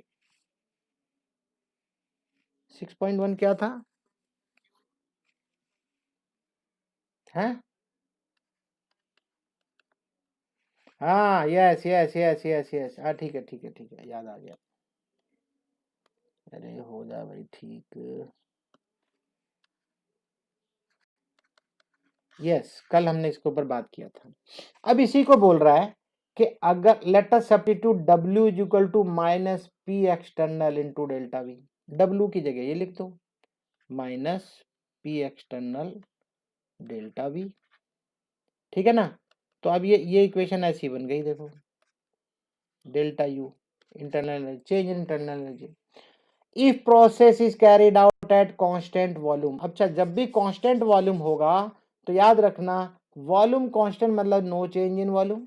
नो चेंज इन वॉल्यूम का मतलब ये जीरो, और ये जीरो मतलब पूरा का पूरा जीरो, और ये पूरा का पूरा जीरो मतलब delta U is equal to Q. ध्यान से सुनना, delta U is equal to Q है, लेकिन आपको कंडीशन भी बतानी है कि यहाँ पे वॉल्यूम चेंज नहीं हो रहा है, मतलब वॉल्यूम इज कांस्टेंट, तो छोटा सा वी लगा दो और बताओ कि ऐसा क्यों है। तो delta U is equal to Q एक ही कंडीशन में आएगा जब आप वॉल्यूम को कांस्टेंट रखोगे, वहां पे कोई वॉल्यूम चेंज नहीं हो रहा है। अगर ये वॉल्यूम चेंज नहीं होगा तो पूरा का पूरा आइटम जीरो हो जाएगा। बात समझ में आ गई? तो ये कंडीशन आप याद रखना, ये कंडीशन आपको याद रखना है, change in internal energy during during no change in volume is Q, that's all, Q होता है, दैट्स ऑल। और V तो सिर्फ सिंबलाइज किया है कि भाई at volume at constant volume. The subscript V in the QV denote that the heat is supplied at constant volume। Constant volume में हीट सप्लाई हो रही है, ध्यान रखना। वॉल्यूम कांस्टेंट है, आपके प्रेशर कुकर में देखोगे वॉल्यूम कांस्टेंट रहता है, हीट सप्लाई करते रहते हो। बात समझ में आ रही है? तो इंटरनल एनर्जी कितनी चेंज होगी? तो change in internal energy totally depends upon heat Q। Okay, तो वर्क डन जो हो रहा है उसके अंदर अंदर वर्क डन हो रहा है कि नहीं? काम हो रहा है ना, आपका खाना पक जाता है, प्रेशर प्रेशर डेवलप होता है उसके ऊपर हीट की वजह से। ये बात क्लियर हो गई तो मैं आगे बढ़ूं। मैं आपको पहले बता चुका हूं दिमाग लगाने वाला काम थोड़ा सा है, थोड़ी ज्यादा प्रॉब्लम नहीं है, थोड़ा सा सीख लो, अभी सीख लोगे तो प्रॉब्लम नहीं आएगी। ये तो था isothermal, isothermal and free expansion of an ideal gas. अब यहाँ पे आइसोथर्मल और फ्री एक्सपेंशन दोनों की बातें करता है। तो यहाँ पे क्या बोलता है? फॉर आइसोथर्मल तो T कांस्टेंट था, expansion of an ideal gas into vacuum. अच्छा, वैक्यूम की बात करता है, जब वैक्यूम की बात करेगा तो वर्क डन तो हो नहीं रहा। अभी अभी बात हुई ना हमारी, वैक्यूम में क्या बताया था उसने? देखो यहाँ पे क्या बोला था, मैंने बताया था मल्टीपल चॉइस क्वेश्चन है ये। हाँ हाँ, फ्री एक्सपेंशन में no work is done during free expansion. Vacuum में प्रेशर जीरो है, प्रेशर जीरो है तो फ्री एक्सपेंशन है, और फ्री एक्सपेंशन है तो वर्क डन नहीं होगा। बात को समझो, हर चीज को रिलेट करो आप। नो वर्क इज डन, तो इस बात को आपको भूलना नहीं है, बार बार मैं याद दिला रहा हूं क्योंकि इंपॉर्टेंट चीज है ये। अब यहाँ पे क्या बोलता है देखो, फिर से बोलेगा कि वैक्यूम है सिस्टम, टी कांस्टेंट है, एक मिनट, फॉर आइसोथर्मल है ना ये, तो expansion of an ideal gas into vacuum W is equal to 0 और P एक्सटर्नल भी 0 है, बाहर का pressure. Also Joule determined experimentally that Q is equal to 0, कब, तो अगर Q भी 0 हो गया, भाई एक चीज बताओ मुझे, जब आप टेम्परेचर कांस्टेंट रखे हो, ध्यान से सुनना, टेम्परेचर को आपने कांस्टेंट रख दिया, एक पर्टिकुलर टेम्परेचर पे गर्म करते जा रहे हो, तो हीट का क्या होगा, हीट थोड़ी बढ़ जाएगी बहुत ज्यादा, बस टेम्परेचर आपने कांस्टेंट रखा हुआ है, तो डेल्टा यू 0 होगा। भाई क्यू भी 0 हो गया ना, यहाँ पे आपने क्या देखा था, यहाँ पे क्यू था, delta U equal to Q था, कब, जब वॉल्यूम वॉल्यूम चेंज नहीं हो रहा था। अब आप बोलते हो कि भैया वो हीट भी नहीं हो रहा है, तो हीट भी नहीं हो रहा, हीट भी 0 है, क्यू भी 0 है, अगर तो यहाँ पे बचेगा क्या, डेल्टा यू इक्वल टू 0 नहीं हो जाएगा। अब आप क्यू के बारे में ही बोल रहे हो, क्योंकि क्यू भी 0 हो गया। अगर आज आपने पढ़ा नहीं, तो मैं बता रहा हूँ, डेल्टा और डब्लू तो 0 हो ही रहा है, ये तुम्हारे दिमाग में पूरा का पूरा 0 हो जाएगा, अगर आज आपने इसको जितना मैंने कल से आज तक पढ़ाया है। एपीएस वालों ये मत सोचना कि अभी मेरा एग्जाम में नहीं आ रहा, अभी नहीं आ रहा है तो मार्च में आएगा, सब स्वाहा हो जाएगा, बता रहा हूँ। फिर आप बोलोगे हमें तो धोखा दे दिया हमारे टीचरों ने, वो देंगे, आप क्या कर लोगे। चलो, अब यहाँ पे डेल्टा यू 0 हो गया है, अब आगे ध्यान देना, इक्वेशन 6.1, फिर से 6.1 आ गया, देखो delta U equal to Q plus W can be express for isothermal irreversible and reversible changes as follow. ध्यान रखना, ये पॉइंट बड़े अच्छे हैं, इंपॉर्टेंट है, ये काम करेंगे न्यूमेरिकल क्वेश्चन में, आपको यही न्यूमेरिकल क्वेश्चन में आपकी हेल्प करने वाले हैं। कल से जो बातें बताता जा रहा हूं कि कौन सी चीज क्या होगी, कब क्या कांस्टेंट है तो क्या होगा, क्या 0 होगा, वो सारी बातें आपको याद रखनी है। खास करके सारी चीज जो जो मैंने अभी यहाँ पे बताया, वैक्यूम, वैक्यूम में क्या बताया उसने, वैक्यूम में प्रेशर क्या बताया था, 0, फ्री एक्सपेंशन, फ्री एक्सपेंशन होगा तो क्या होगा, वर्क डन कितना होगा, वर्क डन कितना होगा, 0 होगा। तो ये छोटी छोटी चीजें हैं, अब ये याद रखोगे तभी आप अपने न्यूमेरिकल क्वेश्चन बना पाओगे, नहीं तो बहुत मुश्किल होगी। क्या बोलता है यहाँ पे देखो, Q delta Q equal to Q, sorry delta U मतलब चेंज इंटरनल एनर्जी क्या होगा, हीट प्लस वर्क डन। अब ये बता रहा है क्या क्या चेंजेज होंगे, अब ये किसने थोड़ी देर पहले बताया कि for isothermal irreversible change, isothermal irreversible change में ये Q की वैल्यू बता रहा है -W होता है। अब ये -W होगा तो W वर्क डन कितना निकाला था आपने, P into change in volume, याद है, ये रहा P into change in volume, work done क्या होता है, P into change in volume, तो ये रहा देखो work done for isothermal irreversible change है। इरिवर्सिबल चेंज के लिए आप कहीं भी इसको ऐसे लिख लो कि इरिवर्सिबल चेंज होगा और आइसोथर्मल होगा तो Q is equal to -W लेना है, ये आपको याद रखना है। और इस W की जगह पे P delta V, delta V का मतलब change in volume, change in volume मतलब VF minus VI, VF minus VI change in volume.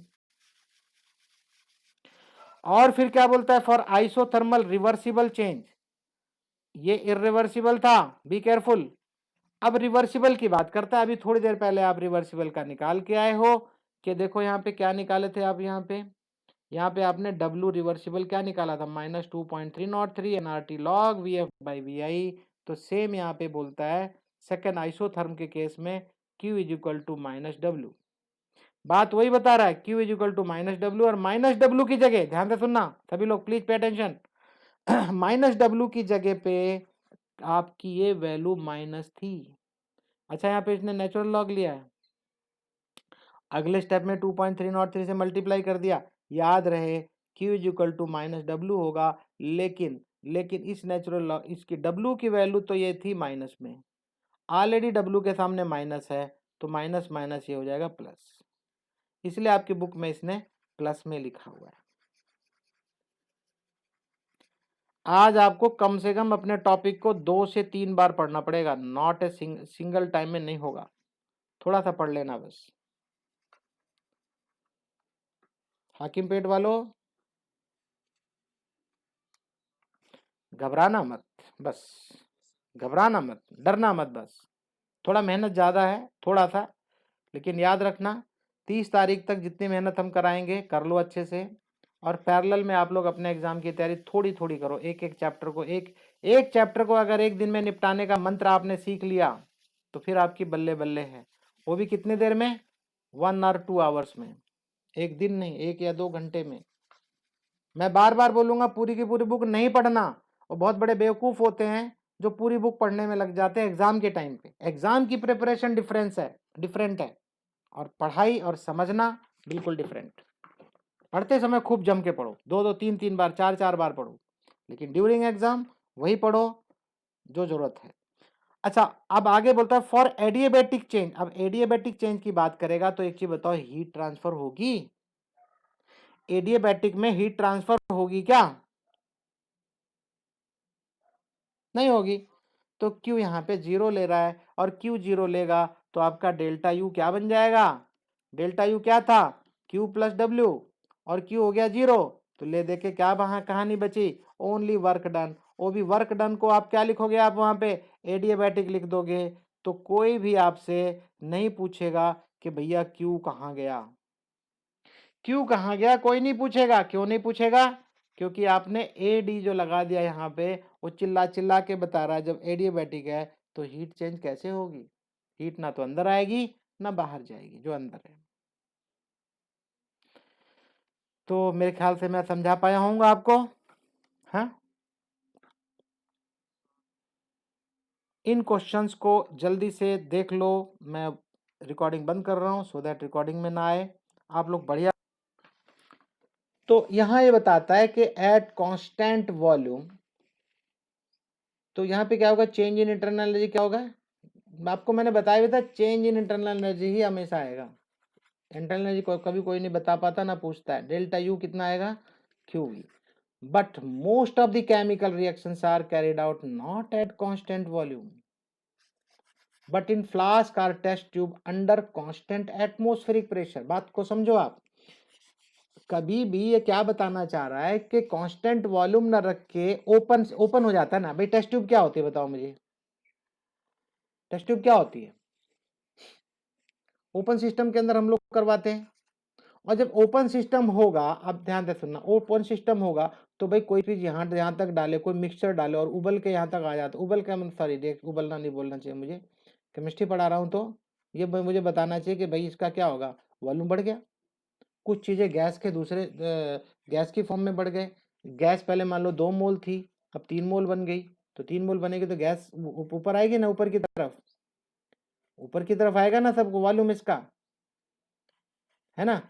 तो अब यहाँ पे क्या बता रहा हूं मैं कि अब यहाँ पे वॉल्यूम को मैं कांस्टेंट नहीं रख रहा हूं।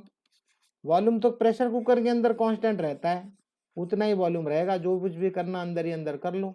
लेकिन टेस्ट ट्यूब के मामले में वॉल्यूम चेंज होता है, ऊपर नीचे सब कुछ होता है। लेकिन तो फिर यहाँ पे प्रॉब्लम क्या है, वो प्रॉब्लम को आप समझो। ये क्या बोल रहा है?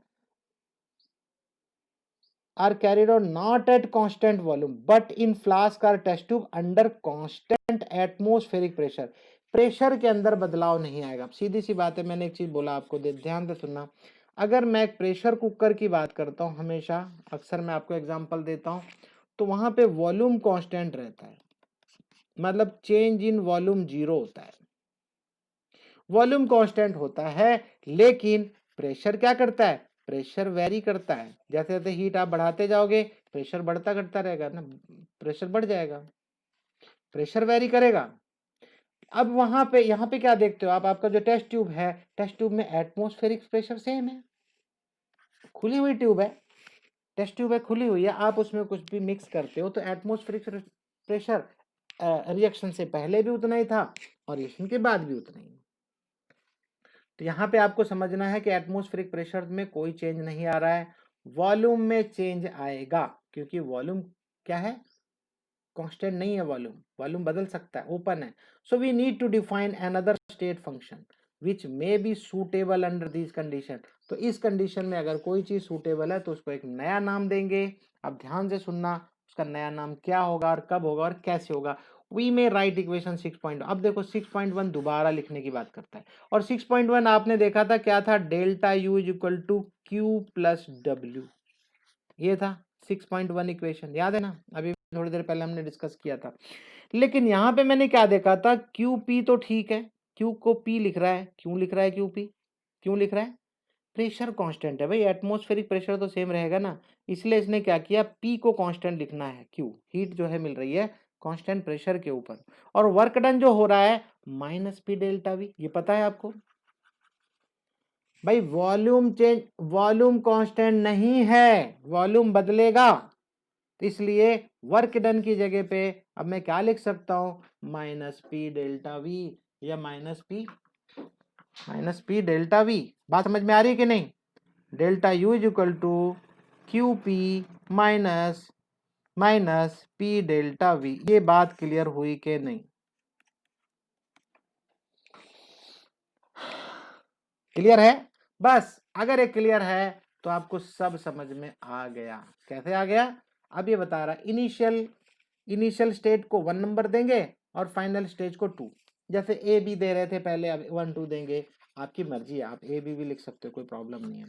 अब ये बता रहा है कि चेंज इन इंटरनल एनर्जी अगर होती है, मान लो, क्योंकि जब यू लिख रहे, सॉरी अब मैंने यहाँ पे एक गलत चीज लिख दी थी यार, नहीं ठीक है चलो, अब ये u2 माइनस u1 अगर लिखता है, मान लो u2 माइनस u1, तो u2 माइनस u1 मतलब, u का मतलब क्या है, इंटरनल एनर्जी, ध्यान से सुनना, ये इनिशियली इंटरनल एनर्जी थी और ये फाइनल इंटरनल एनर्जी थी। अब इंटरनल एनर्जी, ध्यान देना, इंटरनल एनर्जी माइनस करने की बात करता है, कहने का मतलब है डेल्टा यू की बात कर रहा है, और कैसे कर रहा है, तो u2 के लिए क्या लिखोगे फॉर्मूला, u2 माइनस u1 के लिए क्या फॉर्मूला लिखोगे, तो यहाँ पे देखो क्या कर रहा है, ये QP तो लिखा ही था, ये देखो यहाँ पे ये QP है ना, तो QP तो था ही, अब यहाँ पे दूसरी इक्वेशन क्या लिख रहा है, ये P डेल्टा V, तो P डेल्टा V की जगह जब वॉल्यूम बदल रहा है तो मैं यहाँ पे क्या लिख सकता हूँ, V2 माइनस V1। यहाँ तक तो कोई दिक्कत नहीं, आप कुछ नहीं कर रहे हो भाई, आप इसी इक्वेशन को लिख रहे हो भाई, डेल्टा यू का मतलब है चेंज इन इंटरनल एनर्जी, और क्यों ये मैंने आपको बताया था, यहाँ प्रेशर कांस्टेंट है, एटमॉस्फेरिक प्रेशर बताया था ना उसने, एटमॉस्फेरिक प्रेशर की कंडीशन में कर रहे हो तो प्रेशर इक्वल था, और पी डेल्टा भी माइनस करना है इसमें। ओके, तो अब इसने क्या किया, बड़ी सावधानी से इस डेल्टा यू को लिख दिया u2 माइनस u1, अदरवाइज, और ये पूरी की पूरी इक्वेशन रिमेन सेम, और पूरी की पूरी इक्वेशन सेम रखने के पीछे क्या लिखा है इसने, डेल्टा वी की जगह बस v2 माइनस v1 लिख दिया बस। ये बताओ मुझे, आपकी समझ में आया कि नहीं,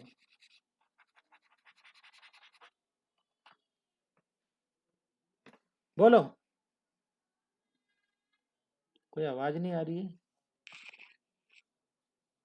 नहीं सबको समझ में आना है ना, मुझे लगता है क्लियर है। सुधांशु, नूपुर, मिश्रा,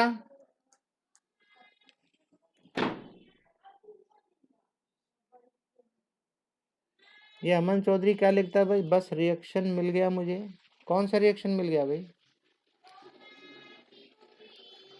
सुधांशु लिखता है कब प्लस और कब माइनस, क्या हो गया भाई सुधांशु, क्या क्या प्लस माइनस, अच्छा बहुत पहले का है यार, ठीक है ओके डोंट वरी, तो हाँ ठीक है कोई बात नहीं। तो अब यहाँ पे क्या लिखने जा रहे हैं, अब ध्यान से सुनना, बहुत ध्यान से सुनने वाली बात आ गई है। अब इस QP को यहीं रहने दो और इस साइड में पूरा सामान लेके आ जाओ, दूसरी तरफ लेके आ जाओ, सुनना ध्यान से आपको, QP को एक तरफ रखो, और U2 है, U2 माइनस U1 दिखाई दे रहा है मुझे, और साथ में ये प्लस हो जाएगा, क्या प्लस हो जाएगा, मैं इसको खोल के लिख दो, PV2 माइनस PV1, ये बात समझ में आ गई। और एक काम करो, एक और, ये 2 को इकट्ठा कर दो, हाँ? प्लस क्यों आएगा, क्यों क्यों, अरे बाबू माइनस कैसे है, ये पूरा का पूरा पोर्शन, ध्यान दो पहले, ये माइनस को मैंने प्लस तो लिख दिया, अब इसको क्यों करोगे माइनस प्लस,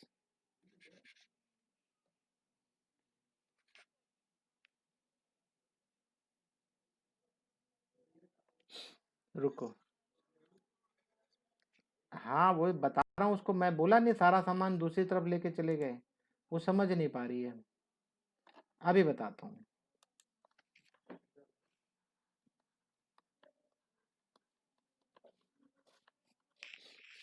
कौन है भाई? हाँ जी, तो यहाँ पे क्या है, PV2V1।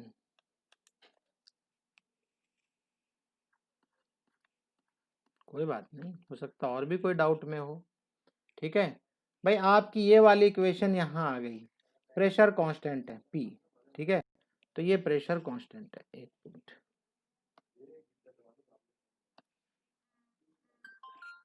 अब मैं क्या कर रहा हूँ, QP को यहीं रख रहा हूँ, ये U2 माइनस U1 हो गया।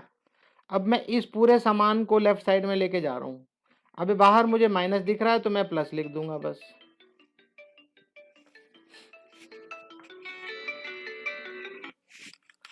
हाँ भाई आदित्य, आजा आजा तू आजा। हाँ हाँ भाई, ये क्लियर है? अब तो बोलो। अरे सॉरी, मैं इसको कान में लगा लूं। अब एक काम करो, ये मजूमदार का लड़का आ रहा है, अभी थोड़ी देर रुकना, कहीं जाना मत। U2, अब एक काम करो, इसको खोल दो। चलो एक और स्टेप लिख देते हैं तो समझ में आ जाएगा। ओके, अब 2 वाला सामान इकट्ठा करना है हमको। 2 का मतलब ये है, 2 का मतलब ये है, और इसको इसको इकट्ठा करना है। चलो कर देते हैं। U2 प्लस, ध्यान देना अभी यहाँ पे, U2 प्लस PV2। ठीक है, और फिर उसके बाद यहाँ पे माइनस, यहाँ पे भी माइनस, कोई बात नहीं, बाहर माइनस रख दो ना, U1 प्लस PV1। बात समझ में आई कि नहीं? कुछ सामान नजर आ रहा है एक जैसा कुछ? इंटरनल एनर्जी और प्रेशर वॉल्यूम एक साथ आ रहे हैं, यहाँ पे भी और यहाँ पे भी। ये फर्स्ट स्टेज था, ये फाइनल स्टेज है। कांस्टेंट प्रेशर के ऊपर आप हीट दे रहे हो तो हीट की वैल्यू इतनी आएगी। अगर एक क्लियर है तभी मैं आगे बढ़ूंगा। और यहाँ पे भी देखो सेम बात यहाँ पे भी बोलता है। और ध्यान रखना, now we can define another thermodynamic function. एक और थर्मोडायनामिक फंक्शन मिलता है जिसका नाम है एंथैल्पी H। ग्रीक वर्ड है एंथैल्पियन, टू वार्म और हीट कंटेंट। क्या चीज? गर्म करते हो ना, हीट देते हो, उस समय के लिए बात कर रहा है ये। तो अब यहाँ पे ध्यान देना प्लीज, सभी लोग ध्यान देना है। ये बता रहा है कि U प्लस PV जो होता है, ध्यान दो, U प्लस PV जो होता है उसका एक नया नाम है H। U प्लस PV का नया नाम है H। अब H इसका नाम है तो यहाँ पे मैं क्या लिखूंगा, H2, क्योंकि सेकंड कंडीशन वाली। इसका नाम क्या है, H1। बात समझ में आ रही है कि नहीं? ये H के बारे में बता रहा है कि ये H है, ये भी H है, ये सेकंड कंडीशन वाला H है, ये फर्स्ट कंडीशन वाला H है। तो अब ऐसे में मैं इसका नाम लिख दूंगा H2, इसका नाम लिख दूंगा H1। तो अब मैं क्या लिखूंगा यहाँ, ध्यान देना, तो QP इज इक्वल टू क्या होगा, H2 माइनस H1, और that is change in enthalpy. तो चेंज इन एंथैल्पी कितनी हो रही है, QP। ये मोस्ट इंपॉर्टेंट फॉर्मूला है। क्या फॉर्मूला है, delta H, change in enthalpy जो होगा हमेशा QP होगा। QP का मतलब प्रेशर कांस्टेंट रखना। जैसे एटमॉस्फेरिक प्रेशर था, तो उस समय एटमॉस्फेरिक प्रेशर में टेस्ट ट्यूब के अंदर रिएक्शन करवा रहे थे हम, और एटमॉस्फेरिक प्रेशर कांस्टेंट है। तो चेंज इन जो एंथैल्पी होगी, चेंज इन हीट होगी, वो किस पे डिपेंड करेगी, Q के ऊपर, कितनी हीट दे रहे हो। बट कंडीशन क्या है, प्रेशर कांस्टेंट रखना जरूरी है। ये बात आपको याद रखनी पड़ेगी। मैं जहां जहां बोल रहा हूं याद करना है, उसको आप निशान डाल लेना। So delta H is independent of path, कल भी आप पढ़ रहे थे ना बार बार, तो डेल्टा एच क्या है, इंडिपेंडेंट ऑफ पाथ। और कल मैंने एक बात और बताया था कि जिसके साथ में डेल्टा लगा रहेगा उसको क्या बोलते हैं, याद है कुछ, स्टेट फंक्शन। तो ये सब के सब स्टेट फंक्शन है डेल्टा वाले सब। Hence QP is also independent path, independent path है, बिल्कुल सही है। कैसे भी हिट करो क्या फर्क पड़ता है, कम करो ज्यादा करो बढ़ाओ, लेकिन हमको हमको क्या क्या वैल्यू मिलेगी, इनिशियली क्या थी और फाइनली क्या है। For infinite changes constant pressure we can write equation 6.6 as, अब इसे हम 6.7 कौन सी है भाई, ये रही। H इज इक्वल टू, ध्यान देना, H is equal to U plus P V, ऊपर लिखे थे ना आप अभी। तो अब यहाँ पे ध्यान देना भाई सभी लोग, ये चीज आपको आपके टीचर ने नहीं बताई होगी, गारंटी नहीं बताई होगी।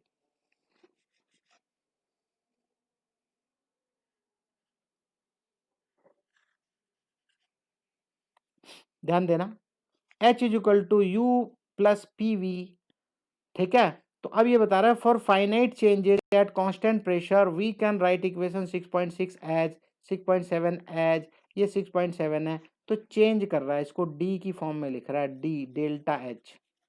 तो जब डेल्टा एच होगा तो ये डेल्टा यू होगा, कोई बात नहीं। और ये डेल्टा पीवी लिख रहा है, डेल्टा पीवी लिख दिया। लेकिन आपको याद होगा क्योंकि आप प्रेशर कांस्टेंट रख रहे हो, मैंने बताया था ना एटमॉस्फेरिक प्रेशर है, तो प्रेशर तो आपने कांस्टेंट रख दिया है, तो प्रेशर को तो चेंज होने का मतलब ही नहीं है। तो चेंज होने वाला इसमें कौन है, वॉल्यूम। इसीलिए डेल्टा पीवी लिखने का कोई मतलब नहीं है, क्योंकि प्रेशर तो कांस्टेंट है, वो तो उसमें चेंज होगा नहीं। तो आप तो प्रेशर जो वेरिएबल है उसी के सामने डेल्टा लगेगा, वॉल्यूम के सामने लगेगा प्रेशर, इसलिए बाहर आ गया। ये बात क्लियर है कि नहीं, क्लियर है ना ये बात, बहुत समझने वाली बात है, क्योंकि यहाँ लिख रहा है पी कांस्टेंट, तो इसको हम ऐसे लिख सकते हैं। It is important to note that when heat is absorb by the system, pressure constant है, हीट एब्जॉर्ब कर रहा है, कब, at constant pressure, we are actually measuring changes in enthalpy, मतलब कितनी हीट चेंज हो रही है भाई, एंथैल्पी तो हम लोग चेक कर रहे हैं ना। तो अब ऐसे में क्या लिखेंगे, रिमेंबर, अभी रिमेंबर करने की बात करेंगे, delta H is equal to Q P, important है। यहां कुछ बातें भी कर रहा है कि डेल्टा, अब एक चीज बताओ, ये बात आप जिंदगी भर से लिखते आ रहे हो, जिंदगी भर का मतलब है जब से आप एक्सोथर्मिक और एंडोथर्मिक समझना शुरू किए, जब से आप इस चीज को समझना शुरू किए तब से बात पढ़ते आ रहे हो। अब यहाँ पे क्या लिखता है, delta H is negative for exothermic reactions, आप बोलोगे हाँ पता है हमें, विच इवॉल्व्स हीट, जो हीट इवॉल्व करता है बाहर भेजता है during the reaction, and delta H is positive for endothermic reaction, मतलब which absorb heat from the surrounding. अब आप बोलोगे तो इसमें क्या नई बात है, तो हमको पता है, यस यू नो इट, लेकिन बताएगा ना आप कि एंथैल्पी की भाषा में शुरू कर दिया पढ़ना आप, एट कांस्टेंट वॉल्यूम। अब बात को चेंज कर रहा है, अभी तक कांस्टेंट प्रेशर था तो क्यूपी लिख रहे थे हम लोग, अब ये बोल रहा है कि अगर कांस्टेंट वॉल्यूम रखें, वॉल्यूम को कांस्टेंट रखते हैं मान लो, तब डेल्टा एच क्या होगा, तब बता रहा है डेल्टा एच और डेल्टा यू इक्वल होगा, इंटरनल एनर्जी जो चेंज होगी वही डेल्टा एंथैल्पी वो भी होगी, और वो होगा क्यू वी की फॉर्म में। हीट दोगे कब, जब वॉल्यूम चेंज नहीं होना है या वॉल्यूम कांस्टेंट रखना है, या यूं कह लो प्रेशर कुकर का एग्जांपल, वॉल्यूम कांस्टेंट का मतलब है प्रेशर कुकर का बहुत बढ़िया एग्जांपल है। यहां पे आगे बोलता है, ध्यान देना, ये आप ये भी याद रखना है, the difference between delta H and delta U is not usually significant for system consisting of only solid and liquid. ध्यान से सुनना, यहाँ पे ध्यान से सुनने वाली बात है, जो अभी थोड़ी देर पहले मैंने बताया कि आप डेल्टा यू डेल्टा एच की वैल्यू में सॉलिड और लिक्विड के बारे में बात नहीं करेंगे। क्यों नहीं करेंगे, solids and liquids are not suffer any significant volume change, they never suffer volume change, reason पता है आपको, upon heating the difference however becomes significant कब, when gases are involved, जब गैस की बात करेंगे तब वॉल्यूम सिग्निफिकेंटली चेंज होता है, और चेंज होगा तो हमारी बात बनती है। क्या बात बनेगी? Let us consider reaction involving gases if VA is the total volume of gaseous reactant.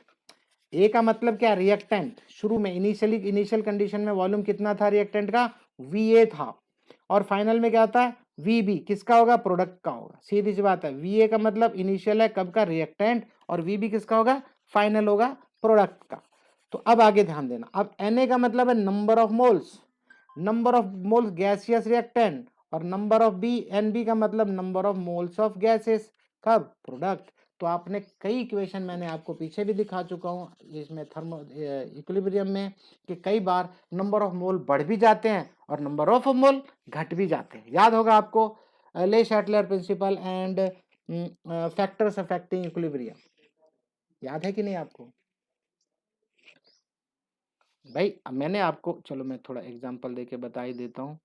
यहाँ पे इस केस में आपने देखा था कि अमोनिया बनता है नाइट्रोजन 1 मोल, हाइड्रोजन 3 मोल्स, और आपका प्रोडक्ट जो होता है अमोनिया सिर्फ 2 मोल। इसीलिए बहुत हाई टेम्परेचर पे प्रोडक्ट नहीं बनाता, प्रॉब्लम आती है। इसलिए और लो टेम्परेचर पे करना, और बहुत ही लो कर दोगे तो फिर प्रॉब्लम शुरू हो जाती है कि आपको यील्डिंग कम देगा फिर। ठीक है ना? तो उस केस में क्या करते हो फिर आप? इसमें कैटलिस्ट का इस्तेमाल करते हो। छोड़ दो, जो अभी मैं बात बताने वाला हूं उसके बारे में सुनो। ये 1 मोल और ये 3 मोल, 4 मोल का रिएक्टेंट है। और जब जब शुरू की थी आपने रिएक्शन, शुरू में, तब आपके पास नंबर ऑफ मोल्स Na कितना था? 4 मोल था। और जब प्रोडक्ट बन गया तो 2 ही मोल बचा। तो आपको मोल का चेंजेस आ रहा है, वो बात तो समझ में आ रही है कि नहीं? समझ में आई कि नहीं? हाँ, तो यहाँ पे बोला number of Na is number of moles of gases reactant and Nb number of moles of reactant product. So all at constant pressure and temperature. तो ये सब कुछ कांस्टेंट प्रेशर और टेम्परेचर पे बात हो रही है। PV is equal to nRT। तो फर्स्ट केस में क्या होगा? PVA is equal to NaRT। और सेकेंड केस में क्या होगा? PVB is equal to NbRT। भाई ये क्लियर है कि नहीं?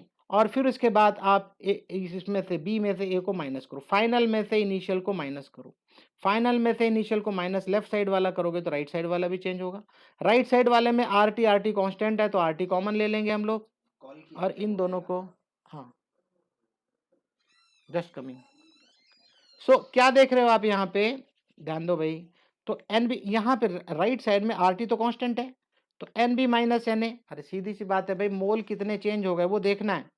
मोल का जो भी चेंज होगा RT से मल्टीप्लाई करो। मान लो 4 माइनस 2 है, लेकिन यहां पे क्या होगा? अमोनिया के केस में आपको 2 माइनस 4 लिखना पड़ेगा। क्यों? क्योंकि फाइनली 2 मोल मिलता है और था कितना इनिशियली? 4, तो इसलिए माइनस आएगी, इसकी वैल्यू -2 आएगी। ध्यान रखना है आपको। यहाँ पे देखो, एक मिनट, यहाँ पे NB माइनस Na बोल रहा है, तो NB क्या था? प्रोडक्ट है। Na क्या है? रिएक्टेंट है। ठीक है? तो यहां पे इसलिए क्या बोल रहा है? इसको एक Ng नाम दे दिया, Ng, डेल्टा Ng मतलब गैसियस स्टेट में change in number of moles. नहीं समझे?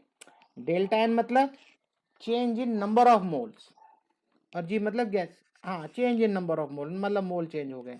और यहाँ पे VB माइनस VA, जो भी प्रेशर, जो भी वॉल्यूम चेंज हुआ है, फाइनल वॉल्यूम इनिशियल वॉल्यूम से माइनस कर दो, डेल्टा V हो जाएगा। बात समझ में आ गई? इसके ऊपर न्यूमेरिकल क्वेश्चन अभी समझ में आएगा आपको। Here delta Ng refers to the number of moles of gaseous product minus number of moles of gaseous reactant. वही बात मैं बता रहा हूं कि प्रोडक्ट में से माइनस करना है रिएक्टेंट को। Substituting the value of P delta V from equation 6.9। तो 6.9 में P डेल्टा V की वैल्यू क्या है?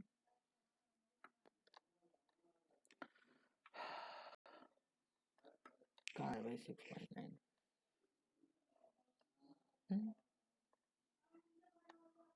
अच्छा ये है P delta V is equal to delta NgRT। ठीक है? तो ये है डेल्टा NgRT। तो delta H plus delta U, आपने पढ़ा था ना अभी तक? Delta H is equal to delta U plus, colour चला जाता है बार बार। भाई बोर होने लगना तो बता देना यार।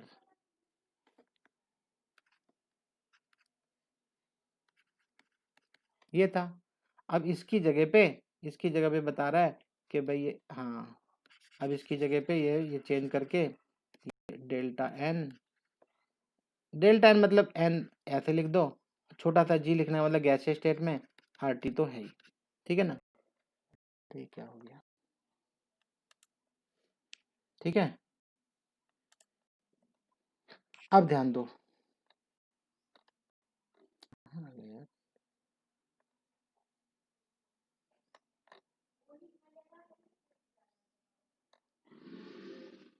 बड़ी क्लास हो गई क्या। चलो भाई अब ध्यान दो, अगर बोर हो गए हो तो बता देना, मैं बंद कर दूंगा, कोई प्रॉब्लम नहीं है। एक दिन एक्स्ट्रा लग जाए कोई दिक्कत नहीं है, लेकिन आपकी पढ़ाई अच्छी होनी चाहिए। APS वाले आज बोल नहीं रहे हो भाई, क्या बात है। अली, त्रिविक्रम, त्रिविक्रम, समझ में आ रहा है। भाई पढ़ना पड़ेगा, मैं बता दे रहा हूँ फिर से, हो सकता है आपको दो दो तीन तीन बार पढ़ना पड़े। और आप एक गलती मत करना बस, APS वालों, गलती वो कि छोड़ो यार हमारे तो एग्जाम में नहीं आ रहा, हम बाद में पढ़ लेंगे, कुछ नहीं पढ़ पाओगे, सब जीरो हो जाएगा। और वन फाइन डे मुझसे रिक्वेस्ट करोगे, सर दोबारा पढ़ा दो। तो प्लीज डोंट पनिश मी, अपनी गलतियों का की सजा मुझे मत देना, इसलिए अभी से बोल रहा हूँ पढ़ो, मैं समझा रहा हूँ, पूरी ताकत लगा दे रहा हूँ आपके लिए मैं। तो प्रॉब्लम नो 6.5 से अभी सीखने वाले हो कुछ आप। बोलता if water vapour assume to be a perfect gas, मान लो परफेक्ट गैस कौन है, वाटर वेपर, मान लो, अज्यूम किया हमने। तो molar enthalpy change for vaporisation of 1 mole of water, 1 mole of water की बात कर रहा है एट 1 बार प्रेशर, प्रेशर भी 1 बार बता रहा है, 1 मोल ऑफ वाटर है, 100 डिग्री सेंटीग्रेड है, और उसकी मोलार एंथैल्पी चेंज हो रही कितनी है, 41 kg पर mole, kJ per mole, kJ मतलब kilo joule per mole. Calculate the internal energy change, मतलब डेल्टा यू बताओ, डेल्टा यू बताओ व्हेन, आगे क्वेश्चन बढ़ा रहा है, 1 mole of water is vaporised at 1 bar pressure at 100 degree centigrade. तो 1 बार, भाई एक चीज बताओ, जब वेपराइज कर रहे थे तो शुरू में क्या था, पानी तो था ना, पहले क्या था। चलो इसको ये मुझे बताओ आप लोग, ये आंसर कैसे आया है। ये फॉर्मूला मालूम है, डेल्टा एच पता करना है, तो delta H is equal to क्या है, सॉरी डेल्टा यू पता करना है, तो delta H is equal to delta U plus NGRT, पता है डेल्टा यू क्या हो जाएगा, डेल्टा एच इधर आ जाएगा, हो गया okay. Substituting the value we get, और वैल्यू सब्स्टिट्यूट करेंगे तो क्या मिलेगा, ध्यान दो। अब ये डेल्टा एच क्या है, उसने पहले बता रखा है 41 किलो जूल पर मोल, ठीक है ना। अब एक काम करो, मैं आपसे सवाल, नूपुर, नूपुर फॉर्मूला देखो, ये 41 आ गया, ये रहा डेल्टा एच, आर दिखाई दे रहा है 8.3 जूल पर मोल किलोमीटर पर केल्विन, और फिर उसके बाद टेम्परेचर 373 बोल रहा है, 100 डिग्री सेंटीग्रेड है ना भाई, वेपराइज होना कब शुरू होगा, 100 डिग्री पे, तो उसको 373 लिख दिया, सब ठीक है।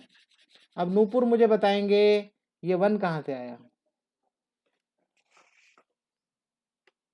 सोच समझ के बोलना नूपुर।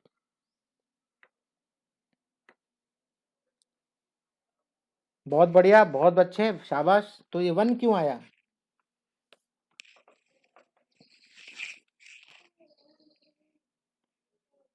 ये 1 क्यों आया, 1 गलत लिख दिया ना इसने,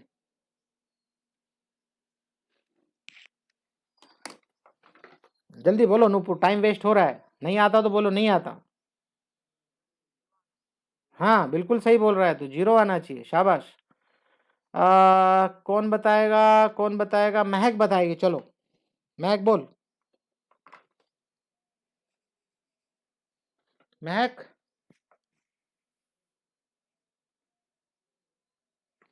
महक, तो बोलो बेटा बोलो, शाबाश। ये 1 क्यों आएगा, यहाँ बताओ आप मुझे।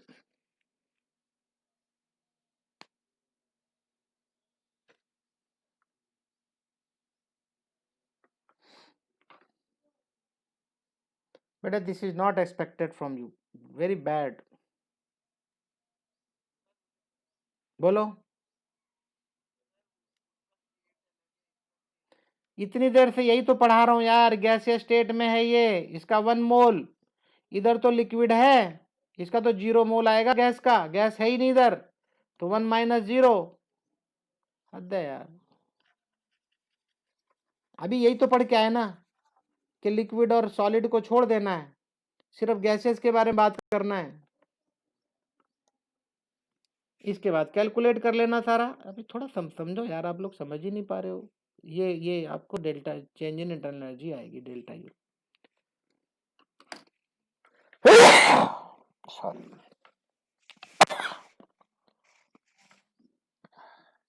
हाँ जी, बहुत देर हो गई।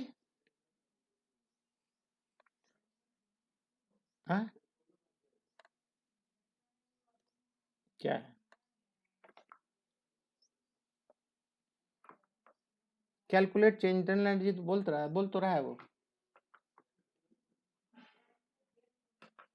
अच्छा, एक चीज बताओ मुझे सभी लोग, ये एपीएस वालों, एपीएस, क्या बात है यार, बिल्कुल दबी आवाज में बात कर रहे हो, क्यों? समझ में नहीं आ रहा है या समझना नहीं चाह रहे हो? हाँ, तो यहाँ कुछ दिक्कत आ रही है तो बताओ मुझे कि हाँ, मुझे कल मैंने करा दिया था एक्सटेंसिव एंड इंटेंसिव प्रॉपर्टीज, मेरे ख्याल से आपने अगर ध्यान दिया होगा तो समझ में आ गया होगा। इसके ऊपर क्वेश्चन आता है, what do understand by extensive and intensive energies, sorry properties. कभी कभी वो कुछ दे के उसके बारे में पूछेगा कि कौन कौन सी एक्सटेंसिव और कौन कौन सी इंटेंसिव है, या कभी कभी आपसे पूछेगा कोई दो एग्जाम्पल दे दो। ठीक है, यहाँ देखो, ये वॉल्यूम है, जैसे ये डब्बा दिखाई दे रहा है ना, आप पार्टीशन अगर कर देते हो, कोई गैस है मान लो इसके अंदर पूरी डब्बे में, और आप अगर उसको बीच में पार्टीशन लगा देते हो तो इधर का वॉल्यूम अलग हो गया, इधर का वॉल्यूम अलग हो गया, तो वॉल्यूम चेंज हो जाएगा।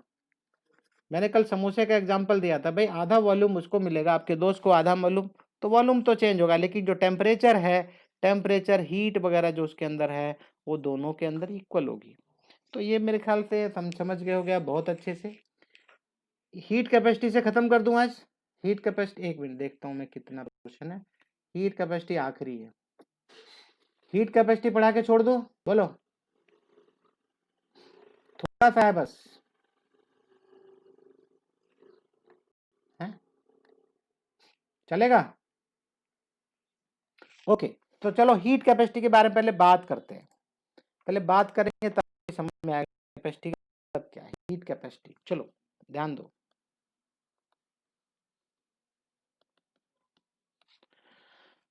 आपने घर में देखा होगा बहुत सारी चीजें गर्म करते हो, मान लो कुकिंग ऑयल है और वाटर भी गर्म होता है, तो बॉयल होने में, दोनों को बॉयल होने में किस में ज्यादा हीट चाहिए?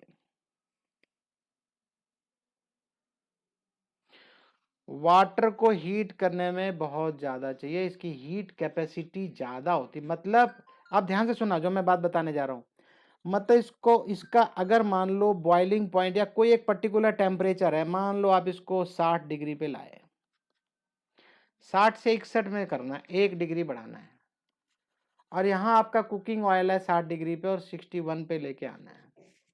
इवन 1 डिग्री जो बढ़ाने में कितनी हीट लगेगी, तो आपको समझ में आएगा कि इसमें ज़्यादा हीट देनी पड़ती, तब जाके हीट होगा, आगे टेम्परेचर बढ़ता है। बल्कि कुकिंग ऑयल को कम टेम्परेचर में हम उसकी जो टेम्परेचर है बढ़ा देते हैं, कम हीट देने पे उसका टेम्परेचर इंक्रीज हो जाता है। तो चेंज इन टेम्परेचर जो है वो डिपेंड करेगा हीट कैपेसिटी पे। तो हीट कैपेसिटी एक प्रॉपर्टी है, इंटरनल प्रॉपर्टी है, समझ लो। हीट कैपेसिटी क्या है? इंटरनल प्रॉपर्टी, सब मटेरियल की अलग अलग होती है, सब मटेरियल की अलग अलग होती है। ठीक है, अब आप बोलोगे सबकी कैसे पता चलता है? सब एक्सपेरिमेंटल कंडीशन से ही पता चलता है, इसके लिए कोई फॉर्मूला नहीं है। हाँ, कुछ कंडीशंस वगैरह दी होंगी, उस पर डिपेंड करेगा। ठीक है, तो अब ये चीज ध्यान रखना कि सबकी हीट कैपेसिटी सबकी अलग है और अलग अलग तरीके से पता की जा सकती है। तो चलो अब देखते हैं क्या है हीट कैपेसिटी के बारे में। पता तो चल गया आपको कि हीट कैपेसिटी क्या है। So in this subsection let us see how to measure heat transfer to a system. मतलब एक सिस्टम में कितनी हीट ट्रांसफर हुई है वो पता कैसे करेंगे. So this heat appears as, अब हीट जो आपने दिया किसी चीज को कैसे पता करती है, rise in temperature of system. उस पर्टिकुलर सिस्टम को जिसको आप हीट कर रहे हो उसका जो टेम्परेचर रेज होता है उससे हम आइडिया लगाते हैं कि हाँ भाई इतना टेम्परेचर रेज हो गया, मतलब इतनी हीट उसको मिल गई. तो क्या हम बता पाएंगे, क्या करेंगे उसके लिए. इन case of heat absorb by the system, आप सिस्टम को हीट कर रहे हो, हीट एब्जॉर्ब कर रहा है, हीट एब्जॉर्ब कर रहा है तो टेम्परेचर भी रेज होगा. So the increase of temperature is proportional to the heat transfer. Very simple, very very simple. मैं इसको लिख सकता हूं heat directly proportional to change in temperature. मतलब कितना टेम्परेचर था और आपने कितना बढ़ा दिया. तो इंक्रीज इन टेम्परेचर जो होगा वो डायरेक्टली प्रोपोर्शनल टू क्यू. अब डायरेक्टली प्रोपोर्शनल को इक्वल किया तो कोई कॉफिशिएंट भी होगा, उससे मल्टीप्लाई कर दिया. तो चलो देखते हैं आगे क्या बोलता है. द मैग्नीट्यूड ऑफ कॉफिशिएंट मतलब कितनी ज्यादा, मैग्नीट्यूड मतलब quantity. Coefficient depends on the its size, composition, nature of the system. System का नेचर कैसा है उन सब चीजों पे डिपेंड करेगा.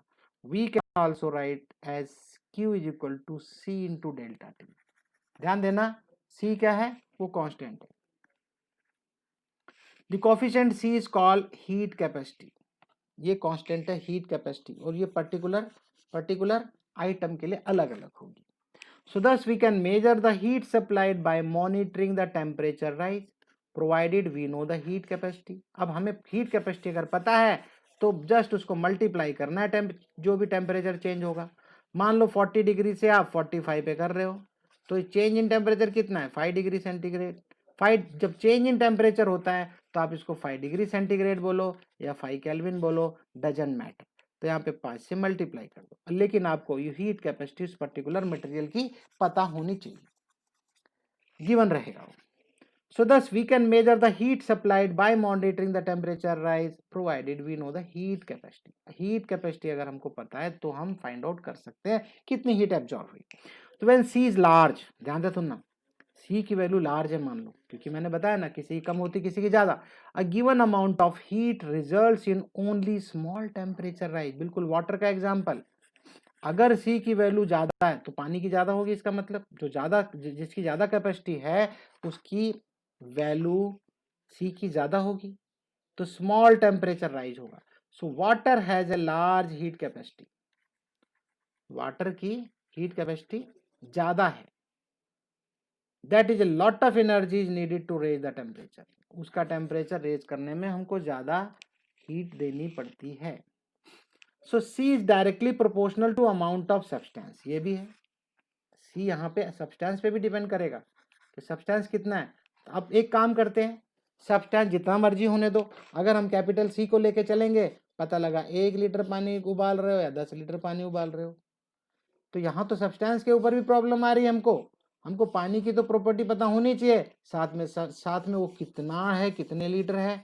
तो इस वाली प्रॉब्लम को ओवरकम करने के लिए हम मोलार पे चलेंगे. तो इस केस में क्या होगा, तो क्या करेंगे हम, द मोलार हीट कैपेसिटी निकालेंगे तो Cm, और तो Cm क्या होगा, total quantity divided by molar mass. तो अब हमको मोल मिल जाएंगे. बात समझ रहे हो कि नहीं, यहाँ इंपॉर्टेंट है ये इस जो कैपिटल सी था यहाँ पे वो क्वांटिटी भी साथ में बता रहा है. क्वांटिटी भी रहेगी कि 1 लीटर पानी है या 10 लीटर पानी है, 100 लीटर पानी है, कितना पानी आप उबाल रहे हो. लेकिन ये तो मामला बहुत खराब है. अगर हीट कैपेसिटी हमें वाटर की पता करनी है तो वो स्टैंडर्ड है जो पर मोल वाली, हमको वो पता चल जाए तो फिर हमारे लिए कोई दिक्कत नहीं, कोई परेशानी नहीं.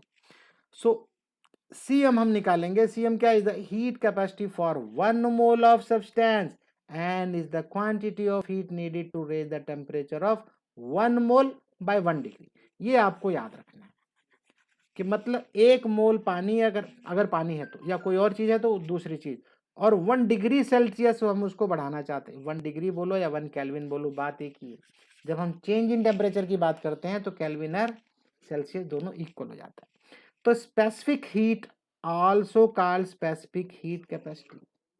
अभी तक क्या था, हीट कैपेसिटी था. हमने क्या बात की थी पहले, यार बिल्कुल खामोशी है, कोई कुछ बोल नहीं रहा है। हीट कैपेसिटी थी कैपिटल सी, लेकिन अब हम क्या क्या निकाल रहे हैं, सीएम, मोलार हीट कैपेसिटी। आप कंफ्यूज नहीं होना, मोलार हीट कैपेसिटी, ठीक है। तो मोलार हीट कैपेसिटी से क्या पता चलेगा आपको, 1 मोल जो आइटम है वो 1 डिग्री सेंटीग्रेड कितनी हीट देने पे बनता है, ठीक है। समझ में आ रहा है ना अच्छे से।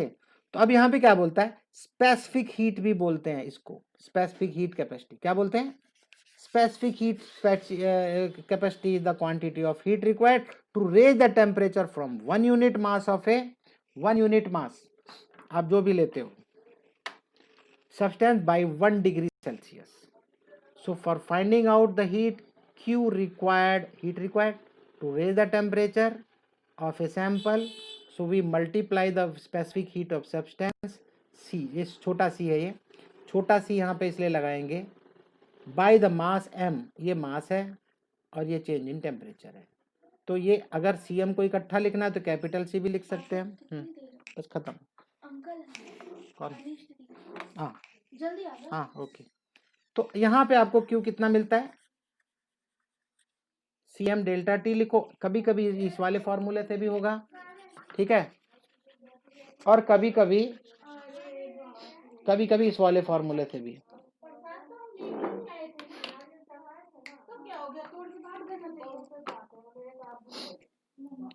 तो आई होप ये बात समझ में आ गई सबको। बड़ी खामोशी है यार, बड़ी खामोशी। मुझे शोले का वो डायलॉग याद आ गया, इतना सन्नाटा क्यों है। बिल्कुल मैं बंद करूंगा, मेरे यहाँ गेस्ट भी आए हैं, मेरे मित्र आए हैं। तो वैसे ही मैंने आपको प्रॉमिस किया ना, स्पेसिफिक हीट कैपेसिटी मैं खत्म कर रहा हूँ। ओके, तो आज की क्लास यहीं पे समाप्त करूंगा, राइट। लेकिन मैं पहले बता रहा हूँ, ये क्लियर कर लेना, आज के आज खत्म कर लेना, ओके। बड़ी उतावली है यार तुम लोग जाने में। Okay, welcome.